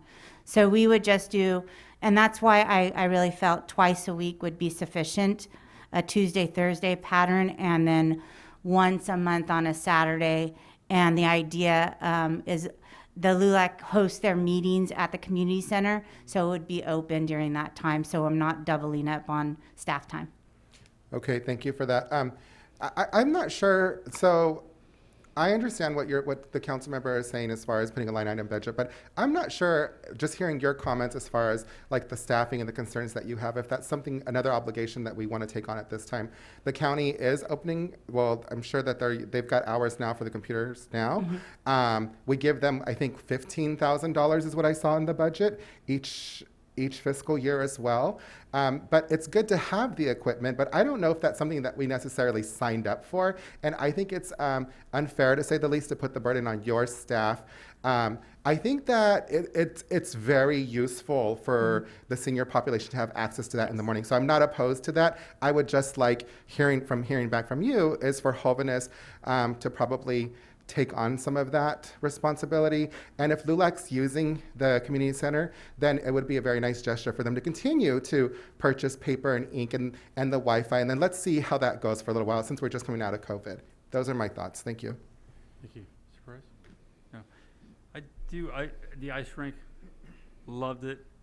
Slippery as heck with that water, even though it's not real ice. Boy, 30 minutes you can twist both ankles in, trust me.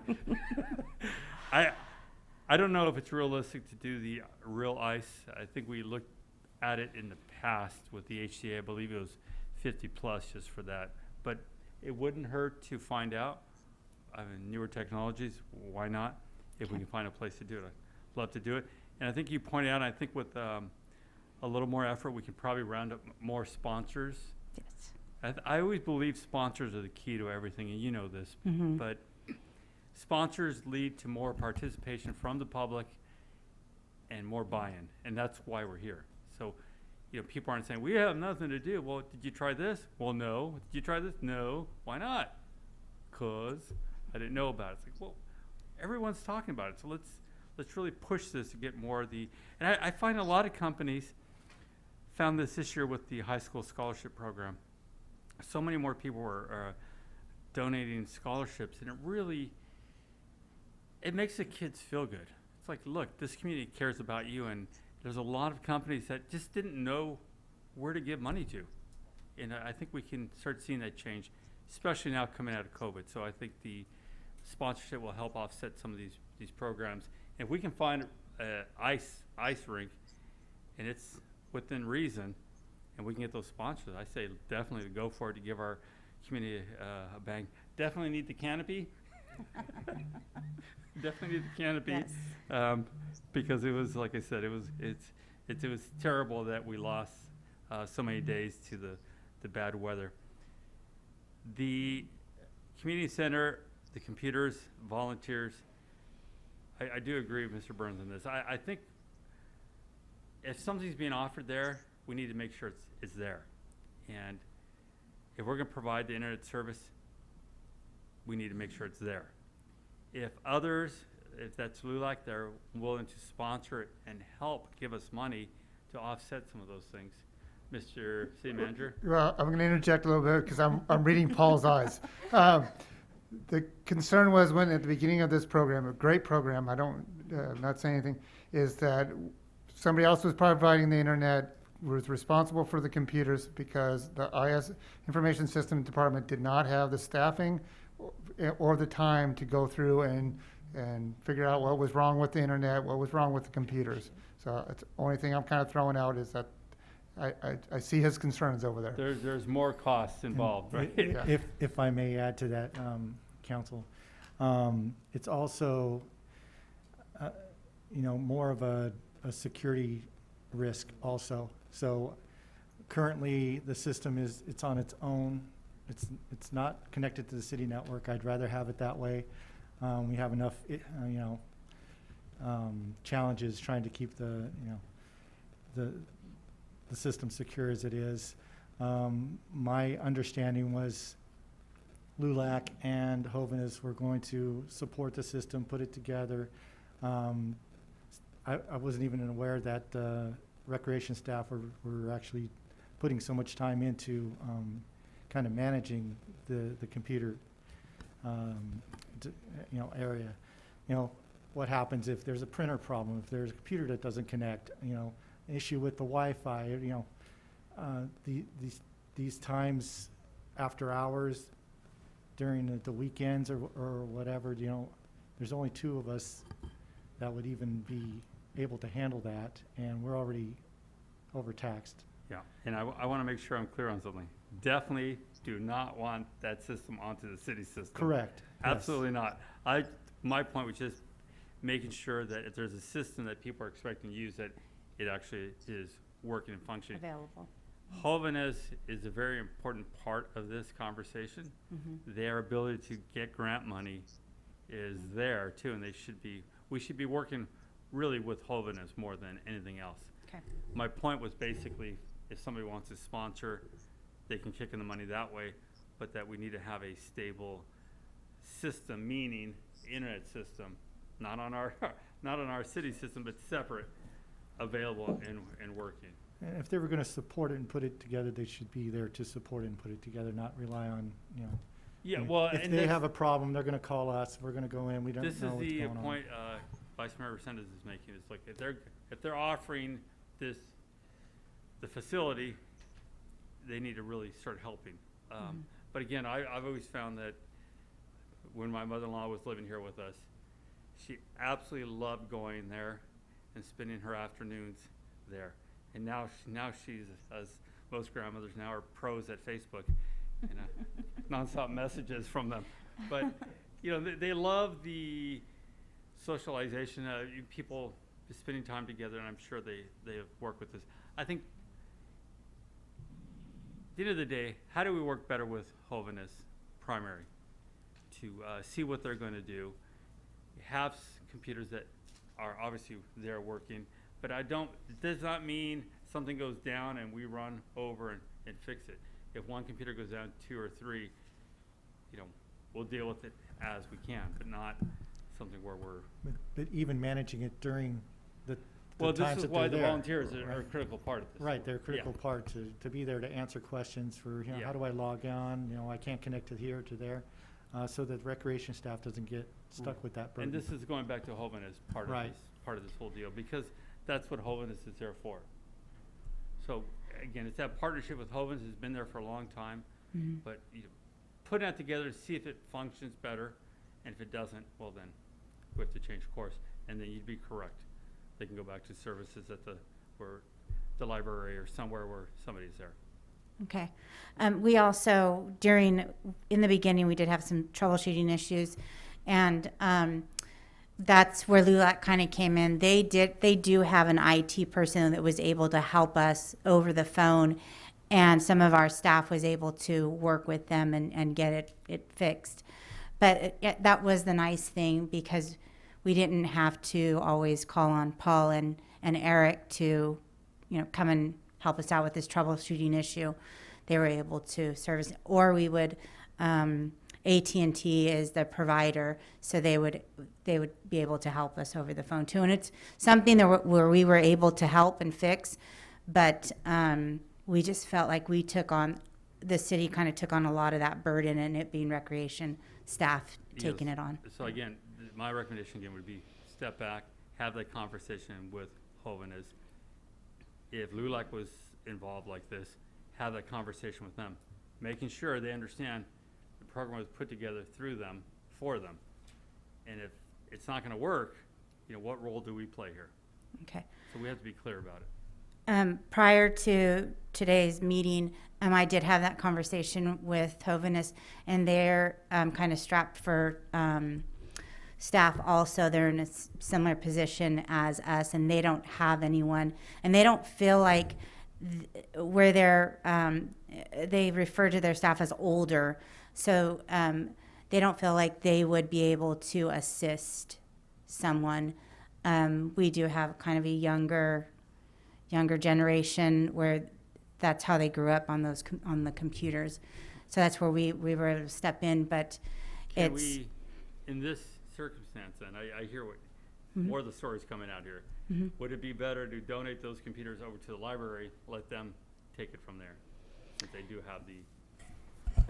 That would be a conversation I'd have with LULAC. Do we know how many computers the library does have? I don't know what the numbers are now. Does anyone know? I don't know. I could find out. Yeah, because that's what I was thinking of earlier. That was my question, I forgot. Well, And see, is I it- read your mind, I took it from you. Councilmember Perez, I know they have like PCs. So I'm wondering, do you guys I have think it was like maybe PCs or 6. laptops? They're PCs. They're not- PCs yeah. as well. So I know that they have probably around 6 PCs, and then they have tables set up for people to come in with laptops. I don't know, but we can check with them. I think that's a And I great think they have suggestion. internet. Yeah, and then. They do have maybe- internet yeah, as maybe well. that's it. Maybe this is the answer in the end, because obviously it was never intended for us to watch over the whole thing. And if it's becoming our deal, then it's shift that back over, because in that case, absolutely correct. It's gonna start taking up a lot of our time. Yes. Mayor, if I can, I think I can sum up, hopefully this was the consensus, is that for this last item, we will work with Hobanus and LULAC, come up with a solution outside of the budget process. And then for the skating rink, we'll look at it as a net of whatever, once we break out titanium racing and the ice rink, the amount that we budget for the ice rink, we will come up with a net, and hopefully that includes the actual ice, if we can get the sponsors. Yeah, and I just wanna be clear, I'm supporting your proposal here. I think the question is just mainly, what more would it cost for actual ice? Correct. If it's, just so we know, and then we can decide as a council whether to go for that or not. Okay. Other than that, it's just a matter of finding sponsors and helping offset the cost of this. Correct. I'd just say it's gonna, for the rink and the canopy, it's 30,000 for what we had last time.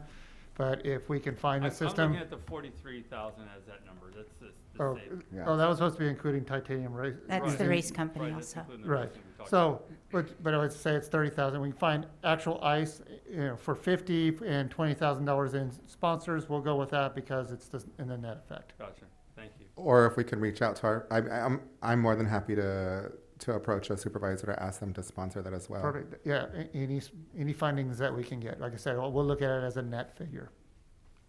Thank you. Speaking of staffing, so you're a supervisor. Yes. Isn't there a manager also? Or a I'll defer department? that to Tina and I have had that conversation. It's a positive one for Tina. Oh, okay. Thank you. Okay. We're gonna keep moving through this. Mr. Burns, your next item. Thank you, Mayor. Thank you. This is what, Um, I see this is what happens when you're up on the big screen. You're the center of attention here. Go ahead. Yeah, one final thought or comment or question of the city manager regarding the community center. I would just hope that we're going to try and get local contractors to do the work that we're budgeting $100,000 for to deal with the kitchen, the grease trap, ventilation, plumbing, and the restrooms. Yes, definitely. Our maintenance staff has plenty of work to do out there between all of the different landscaping areas, parks that we've have improved. They are quite busy, so this would be bid out. And I mean, I can't guarantee it'd be local, but we would definitely invite local contractors to bid on it. Thank you. I appreciate that. That's good news.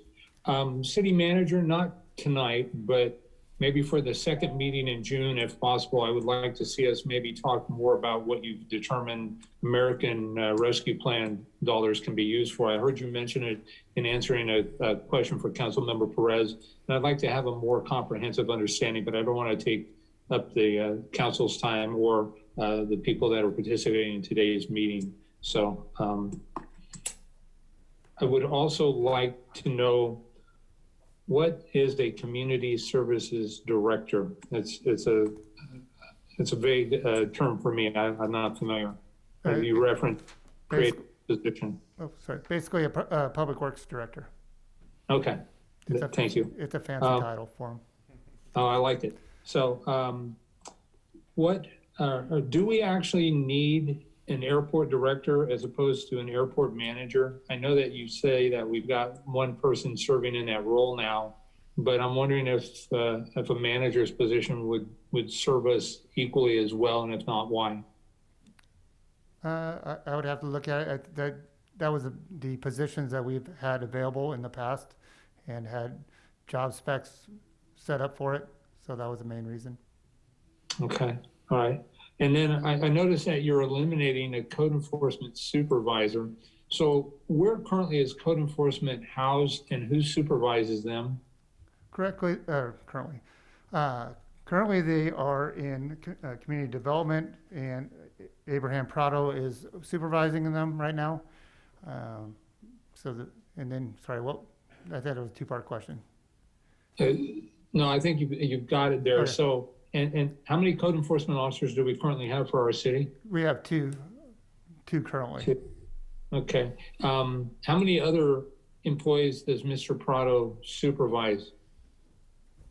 I'll have him come up. I'm trying to do the math real quick, but he'll be a lot quicker.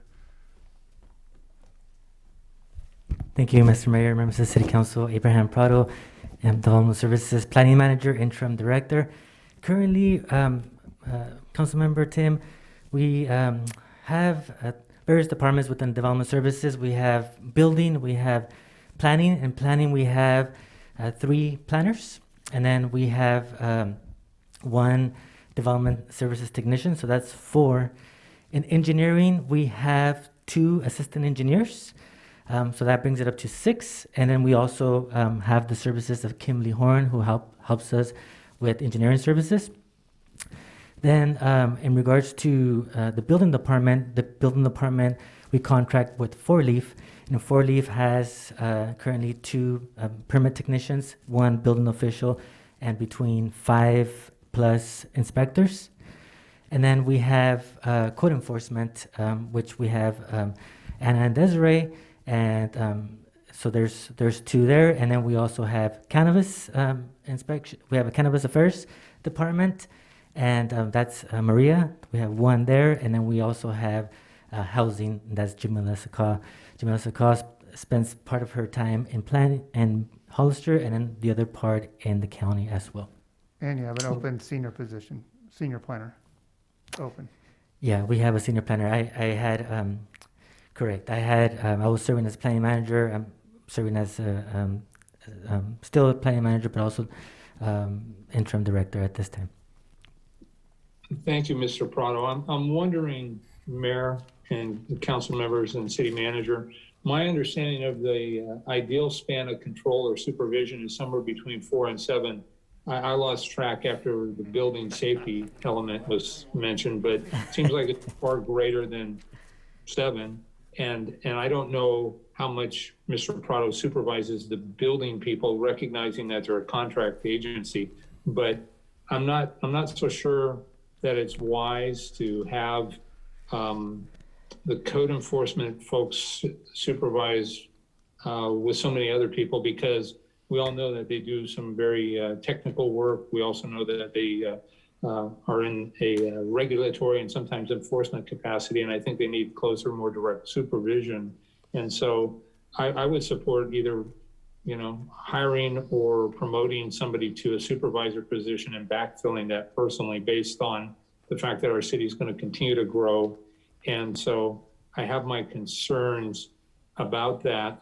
And so the other question I have is, in relation for Mr. Prado, it's my understanding that we outsource our building safety work to, I believe it's 4-Leaf, and I'm not sure, I didn't see the actual price for that we're contracting for, but again, I think by now everybody knows I prefer not using consultants, and I prefer doing the work ourselves wherever and wherever possible. But I know that 4-Leaf has worked for us for a number of years. I want to say probably 4-Leaf and other companies that have served in that role for probably 10 to 15 years.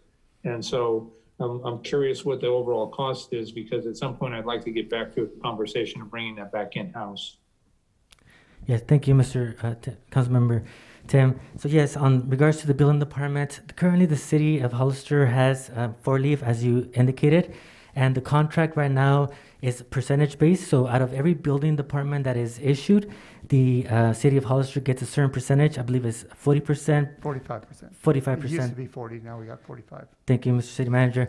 45%, and then the 4-Leaf collects the rest, the rest of that. So it is based on percentage. The building permit that comes in, we work very closely with the building department. Pretty much Unless it's strictly tenant improvements, everything gets routed to planning, so we make sure that we oversee all the building that's going on.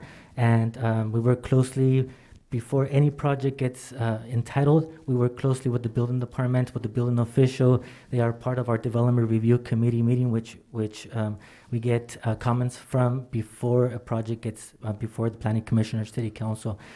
So yes, we work very closely with them in that regards. And in regards to the funding of this department, it is percentage based. Yeah. Thank you, Mr. Prado. At some point, I would actually like to see a hard number for what that 55% is over a course of a year, to see, again, if we're getting our value for that 55%. That seems like a high number to me, but then I don't know, first of all, what that raw dollar number is, that gross dollar number. And I don't know what their cost of doing business is to provide that degree and level of service. And I recognize and acknowledge that for well over 10 years, this has been the city's past practice, but I'm not always convinced that past practice is best practice. And so I'd like to look at that down the road, definitely before the contract is renewed. So Mayor, City Manager, that concludes my questions in relation to our services, planning and building. Mayor, can I comment to that also? Thank you, sir. Go ahead, sir. So, Councilmember Burns, I agree with you. Past practices, not best practices. So, but the main reason that Four Leaf, or I can't remember the name of the company before Four Leaf was brought in. It was prior to me, but it did make a lot of sense. Four Leaf is able to scale up or scale down as necessary, as building increases or decreases. So I came before here. I was with Butte County when one of the big economic downturns happened, and one of the biggest hurdles they had was laying people off in a timely manner compared to building revenues. They just dried up. So then they still had staff that they had to lay off and had those issues. We don't have those issues with Four Leaf. They, like I say, they staff up as necessary or can move staff to other locations as necessary. So that's Understood. I would just like more, more numbers, but I don't necessarily disagree. I actually lived through the layoff in 2004, I think it was, with the city of Hollister. So I have personal experience in that regard. And so I'd just like to get more clarity in that regards. We can definitely bring those numbers back to you, or and do it at a study session. And sorry, I didn't mean to bring up a triggering event in your life. I survived. He's a happier man now. Yeah. Mr. Resendez, do you have a comment or question? Sure, a couple of quick questions. I'm going to backtrack. Mr. City Manager, do we own the community center building? I'm just curious. Yes, we do. Okay, perfect. Just because we've got a major investment as far as our kitchen going on in there, and I want to ensure that we actually own that building, because I know we are applying for a grant to possibly build a new rec center. Is that correct? Or did we not get that? Yeah, we're still waiting on the grant Okay. information on that one. A quick clarification, doesn't Hoveness own part of that building or something? No, they just rent from us for a really great price. But they did in addition, or is that what happened there? I remember hearing, That was confused. before- I remember hearing a story they added on to that building. I didn't know if they, meaning we, the city, and they took the space. Or, I'm curious about that. Anybody that's been here for longer than me, 12 years. I'm sorry, Tina, wake up.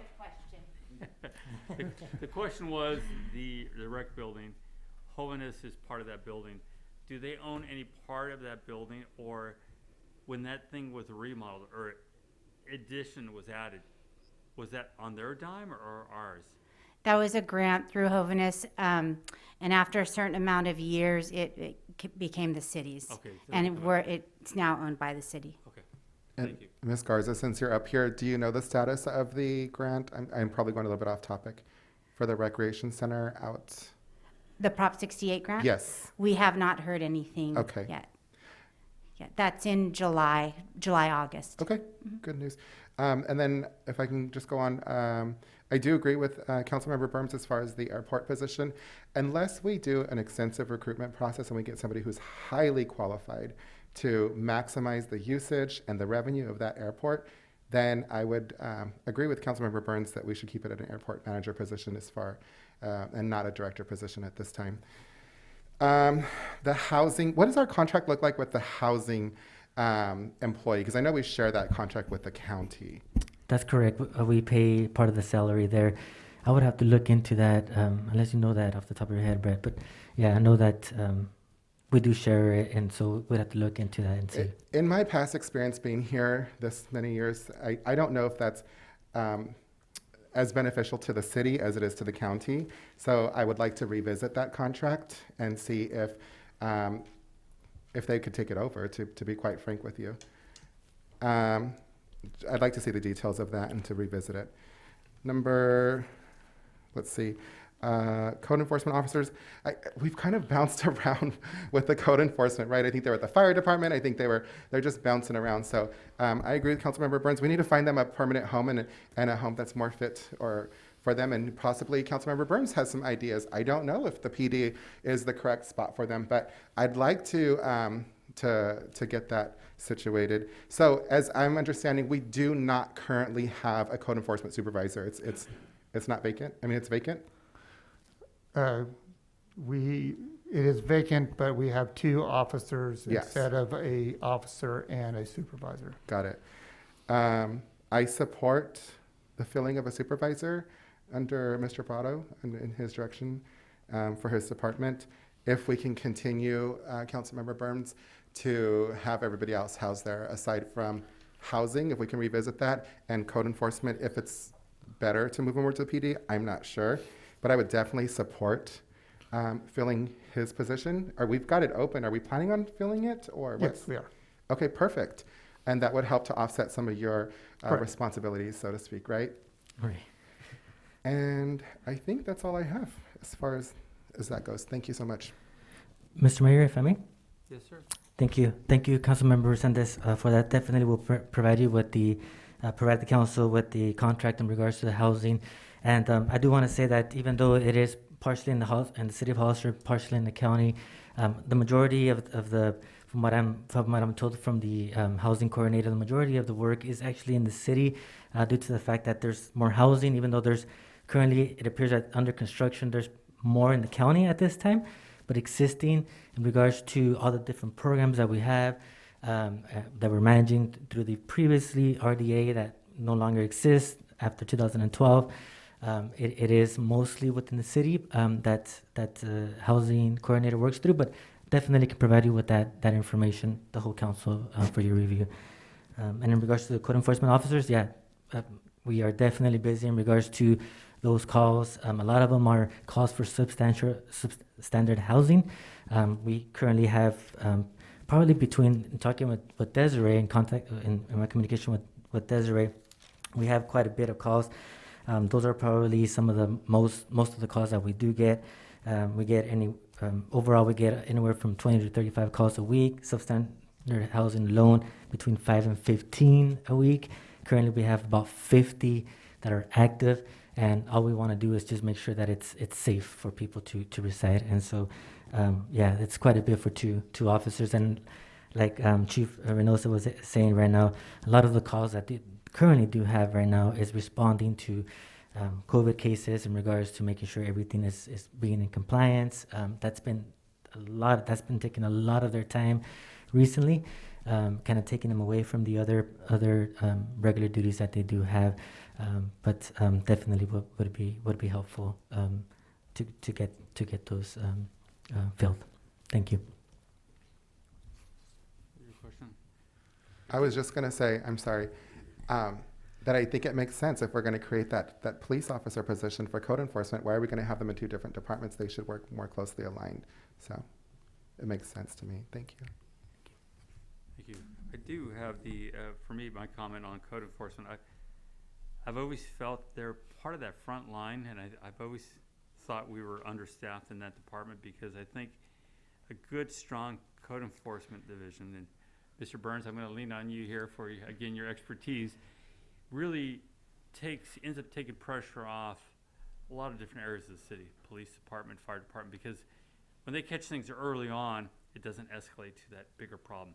We know sometimes when there's housing, illegal housing going on, we know the results of it from either the police department or the fire department receiving calls, or more tragic incidents happen, and then the neighbors. So I really like to see that additional person that is focused in on, and Chief, you kind of mentioned this with the idea of with the pickup truck and some of the homeless issues and some of the other issues, neighborhood issues, because that other important role is that role of taking care of the bigger issues within substandard housing, or some of the other pieces that you just mentioned. And that takes focus.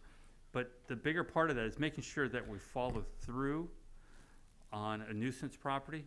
We went through those with the attorney several years back to make sure that we don't just let them sit there for years and years and years.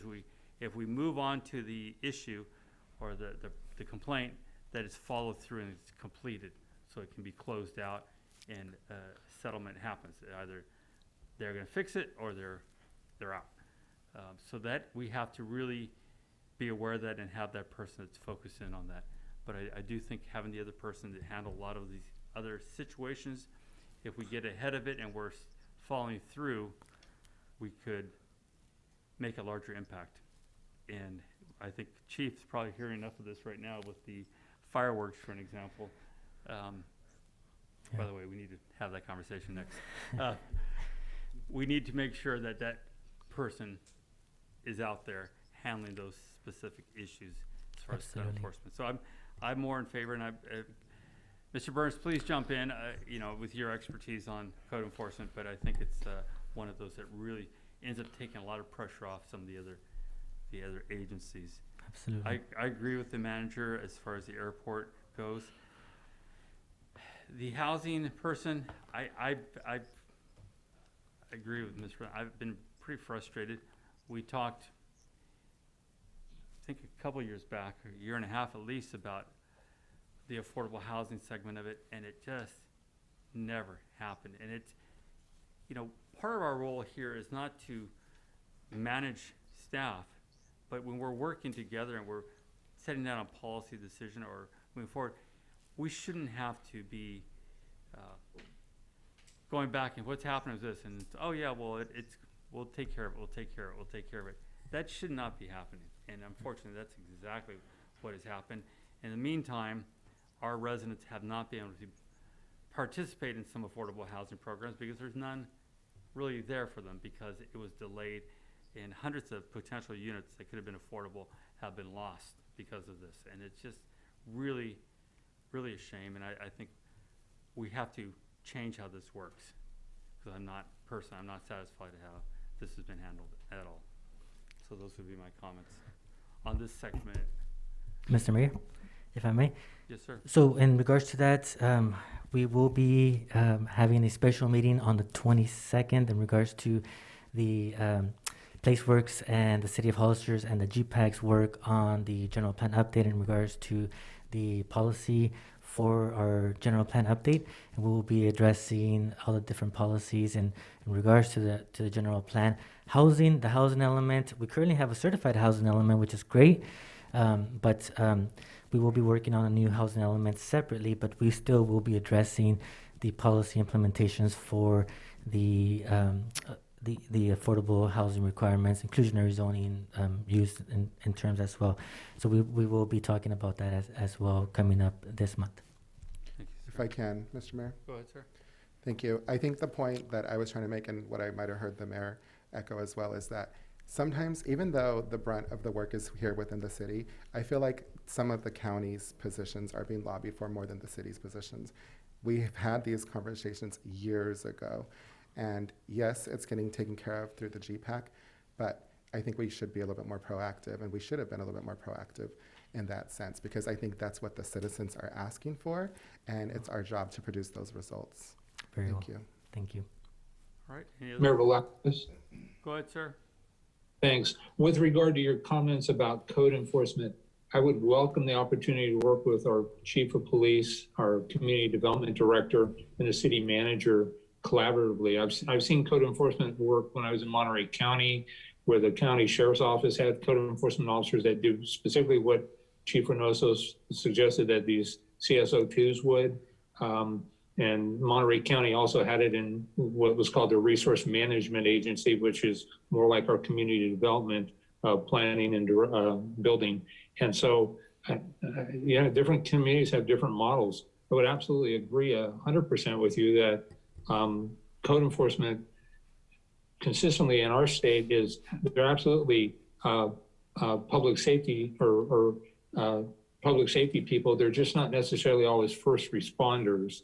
And so I think that once we understand better what the needs of our community are, I think our city manager can absolutely rely on the chief and our community development director to come to what's best for our citizens. And I'd like to be part of that. And I'd like to liaison. It actually works pretty well for me since I'm the council liaison with the police department, the fire department, and our planning and development department as well.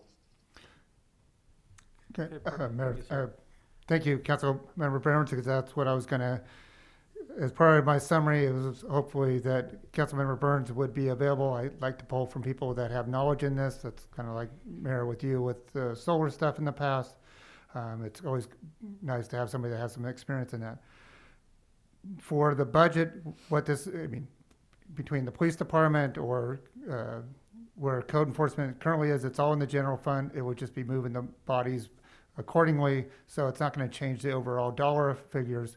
So if you're okay with that. The housing coordinator, I would ask that this would be also another one outside the budget process because it's a contract. It's not going to happen within the 30 days, but we will work on that one. And hopefully that would be. I think what I've heard tonight is a lot of sharing of really good ideas. Correct. I don't really hear so much changing your budget. And I think at the very beginning, I was highly impressed the way you laid this thing out. And I think that's what I'm hearing from the other council members. So I think this is a really good discussion in those terms that we're not so much changing the budget right now, but we're identifying ideas and areas that we need to work on after we do get through this budget. Okay. Great. Oh, and then we'll look at an airport manager instead of director. Yeah. Okay. All right. Mr. Burns, did that complete your list, sir? I'm close, Mayor. I'm close. I'm down to 2. I'm starting to doubt this. I apologize, but new guy out, just got these questions that are burning to know the answers to. So the clerk is going to put you on a 3-minute time limit here. Perfect. I'm used to. I'm familiar. Start the clock. This one's going to be. No, just take all the time. We're just joking with you. I'm good. This has been I have to tell you, all of you, this has probably been one of the best budget experiences I've had so far, my time here at the city. And I'm really impressed by it also. Go ahead, sir. Thanks. City clerk, start the clock. So for the city manager, I'm curious about when it's time to have contract discussions with our contract city attorney. I'd like to know more about that. I'm not convinced that we don't have a need with the continued growth in Hollister for a full-time attorney, and I would just like to maybe have that come back after sometime in maybe September or closer proximity to when that contract expires, if it does expire. Will do. Thank you. See, I told you I'm under 3 minutes by far. And then my final question was, with regard to beyond the budget, I'm wondering if there's a way to focus more specifically. You focused on roadways and alleyways, but I really would like to focus on alleyways and see how we can start moving forward somehow. And I'm just wide open. And finally, it was actually a 2-part question comment, would be, I know that we've got a special election scheduled for November, and I know that we have a general election the following November, as I understand it. And I'm very much interested in increasing the TOT. I think maybe there needs to be a pronounced education experience with our community so that people clearly understand what that means. You know, it's just 8% is just it's in my word unacceptable. And so I just wanted to put that out there. And you can stop the clock because that completes my questions and concerns. Thank you. Thank you, Mayor. Thank you, City Manager. Thank you, Council. Thank you, Yeah. sir. Mr. Councilmember Mayor, Byrd? if I could just What? comment real quickly on the measure or initiative. I don't think we are going to make, we would have to work really hard to put it on the special election, but it's definitely a possibility for 2022. I think on that item, really, you'd want as many people coming out as possible, and that would probably be much better in 2022. Because what that would cause is a citywide election in this cycle, which would Correct, increase the cost of the election for us considerably. And I'm not sure if these items can actually be put on a special election. But yeah, as Councilmember Burns said, you know, the transient occupancy tax, it failed before because everybody thought it was taxing the citizens, where that is taxing the people that are coming to visit us, and not our citizens. But it requires that kind of education, and we would need well in advance of a year. For Measure W, we did numerous educational activities. I know that, like the different, the police union, fire union, there was grassroots organizations that were working on getting Measure W passed for the city. And so that's what we would need, that same kind of involvement. Now, I booked several hotel, matter of fact, before we started the meeting, I was late. I was booking hotel rooms for some of my employees. I booked each week probably 8 to 10 rooms. And I can tell you, most of the cities where I'm booking rooms are upwards of 17%. And I always chuckle at that because I think here we are with 8% on this TOT. So. And my guess is you weren't checking the neighboring cities to see if they had a bit cheaper TOT than. No, it's very, internet programs, you find the best deal and you're going to pay what you pay in TOT, and that's just the way it works. So this idea that you're looking for a cheaper TOT, it's just a fallacy. Going back to the conversation or the point Mr. Burns made about the roads and alleys, and this is, again, early on you mentioned the 20 million for the road repair we're expecting, and this would not affect this budget, so we're clear. But Correct, this would be a separate item outside the budget. Which is a very important conversation. Our report is due back in late June or July for the roads. Correct. And then I think at that time, we really have to have that, a few special meetings to figure out this other 40 million for the water lines, the 20 million for the streets, alleys. So this can help. By the way, fixing the water lines will lead to other streets being fixed at the same time. Or alleys, because a lot of our water lines are through the. There's potential of more than just 20 million for the roads here by getting those new water lines put in. So, and I agree with you in that the dollar financing amount right now is low enough that by not doing it, it's going to end up costing us much, much more as we've experienced in the past. So I'm happy to have that conversation. I'm looking forward to having it with all of you. I think we're going to make a big difference here this year, so I'm excited about that. Also, more on the water line replacement. I would like to know like a little bit more. Are we talking about just going and like fixing 4th Street all the way down, or San Benito Street, or are we still talking patchwork? No, we're talking about going out and replacing a lot of that old cast iron piping that we have that keeps breaking. Brand new everything. Correct. Okay. 4th Street is almost done. One more patchwork and we're done. One more patch. But, and I think the point of that is when they have to do the repair, they have to connect the connection points too. So more of the street opens up, which means that entire street has to be repaired too. So this is potential getting a lot more work done out of this. And in all fairness, I've been checking on some of the breaks on 4th Street, and just for public to know that it's not faulty work, it's the ground moving. Oh, Correct. Absolutely. Yeah. Yes. Yeah, it's not Absolutely. staff problem with the staff and their competency. It's the ground moving. No, we have incredible staff, so good that Sunny Slope keeps stealing them from us. Yeah. All right. All right, so do we have any other questions at this point? Go ahead, sir. Just a couple quick closing remarks. Number one, I want to say it feels good to be back up here and see you guys all in person. Number two, I just want to say that, thank you to the staff, and especially the administrative staff, because I've been up here a couple years already, and Brett and Christine and the mayor know that when it comes to numbers and finances, it makes my head spin. It's not my strong suit. But I know that in your guys' hands, that we're going to get really good results for you, for your staff, for us, and then our citizens, first and foremost, get to reap those benefits. So thank you for all the hard work that you guys do. Thank you for coming up with creative ways to help fund that work, and thank your staff for the dedication and the passion that they have in seeing out those policies, number one. And then, of course, I just want to say that Brett's a numbers guy. You guys are lucky. We're lucky. Our city's lucky, because with him at the helm, I just feel really comfortable and confident, even before he was our city manager, that we were in good hands. We all went through just a whirlwind, this past year. So thank you guys. It's good to be back. And thank you, city manager, for all your hard work and dedication to our city. Thank you. Mr. Burns or Mr. President, Ms. Resendez, if there's any other items you'd like to go through, if you had any questions in any departments, we can go through that.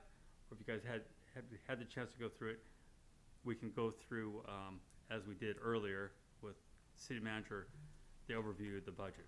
So it really is up to you. I've found in the past, going line by line by line by line really made no sense. It was the items that we covered tonight.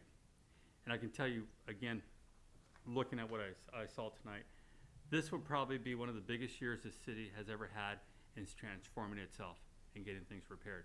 So this is a big year, and I'm excited about what I saw tonight. But again, if anyone has questions or any of the departments want to point anything out, that's why we're here tonight. If not, we can move on to the approval of the budget. No approval. You're just giving us directions like you did. Okay. We'll bring back the final budget for approval. Okay. Well, Public that makes it comment? even easier. Okay. Public comment, if there's any? Yeah, but I want to make sure there's no other questions from council first or department heads. Mayor Velazquez, Tim Burns. Go ahead, Mr. Burns. Thank you, Mayor. I'm really concerned about where we're going to get the 1 million to 1.4 million for that fire truck that the fire department mentioned with the elevated stream. But I think that's really important. I did hear the fire department talk about how homeowners insurance could be in jeopardy because of that. And I thought I heard him say also with some of the new construction going on. And so for me, I think that's a real critical element. For me, it may actually be the most important thing that was discussed, although I think they're all important in their own unique and own ways. But I also heard, I think it was Councilmember Perez ask how long to build once we move forward. And I thought I heard him, the answer was 16 months approximately. So I know you can't fast track things like that, but I really I'm looking to direction from the city manager, how we can move that forward. And I would like to see some sort of an account established moving forward for replacement of equipment. I know earlier in the year, we talked about a street sweeper that was $250,000, and the council decided that the timing wasn't right. And there were some other issues that needed to be addressed. But I think if we were to put money in reserve moving forward, that when things like this happen, if they're on a maintenance schedule or a lifespan, that future councils won't be in difficult circumstances if we can find a way to do that. But I'm very concerned that we need that fire truck like today. And at best, we're probably looking 1.5 to 2 years out. So I don't want that to be delayed unnecessarily. So thank you, Mayor, for humoring me and allowing me to speak. Thank you, sir. And I think your conversation is about a sinking fund, and we talked about that in the past too. What I can recommend is that we can bring to council, because it's not going to, I mean, it's going to be probably a year at the earliest, unless we find a demonstration model, is we have, sorry, we have other fire vehicles coming, and we have them under a lease.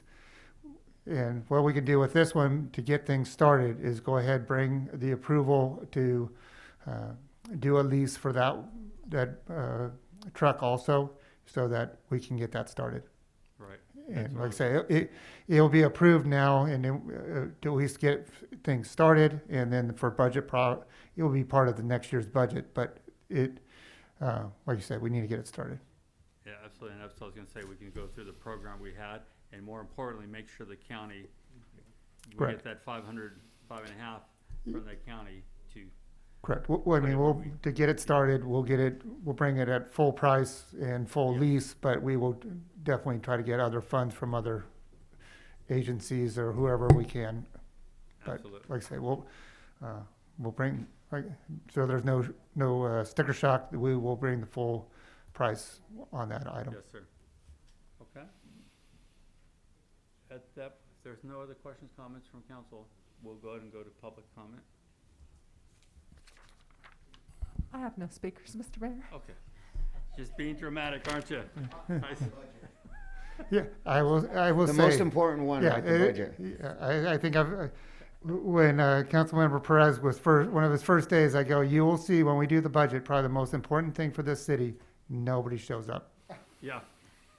It's standard. Right now. But the minute you walk out, you will be blamed. So it's the way this works. But I want to again thank everyone, as Mr. Resendez says, all the department heads. You guys have been, the way we got through this pandemic is really amazing, and all of you made that all happen. And again, City Manager, the work you did with this budget this year, I'm so extremely impressed by this that I'm very happy. So with that, is there you have your direction? Want to make sure we're clear on that. Is there a motion to adjourn? So moved, Mr. Mayor. Is there a second? Second. There's a motion second.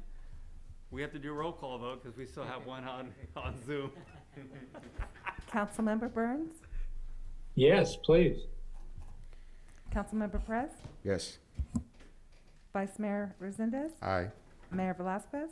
Aye. Motion passes 4-0. Before we do close up, turn off the cameras, it is good to be back, but I'm back because now my entire family has been vaccinated, and we are waiting for my daughter, who is in the 12 to 15 range. So please, everyone, get your families vaccinated, get yourself vaccinated. This is how we've turned this pandemic around, and let's get back to our normal lives. Thank you all. Good night. Mayor Velasquez? Yes, sir. Is the meeting on Thursday now canceled because we're where we need to be? Yes, sir. Okay, great, thanks. I Thank just didn't want to miss an opportunity to talk. Well, I have your timer ready for you. You have a free night now. Thank you all, good night.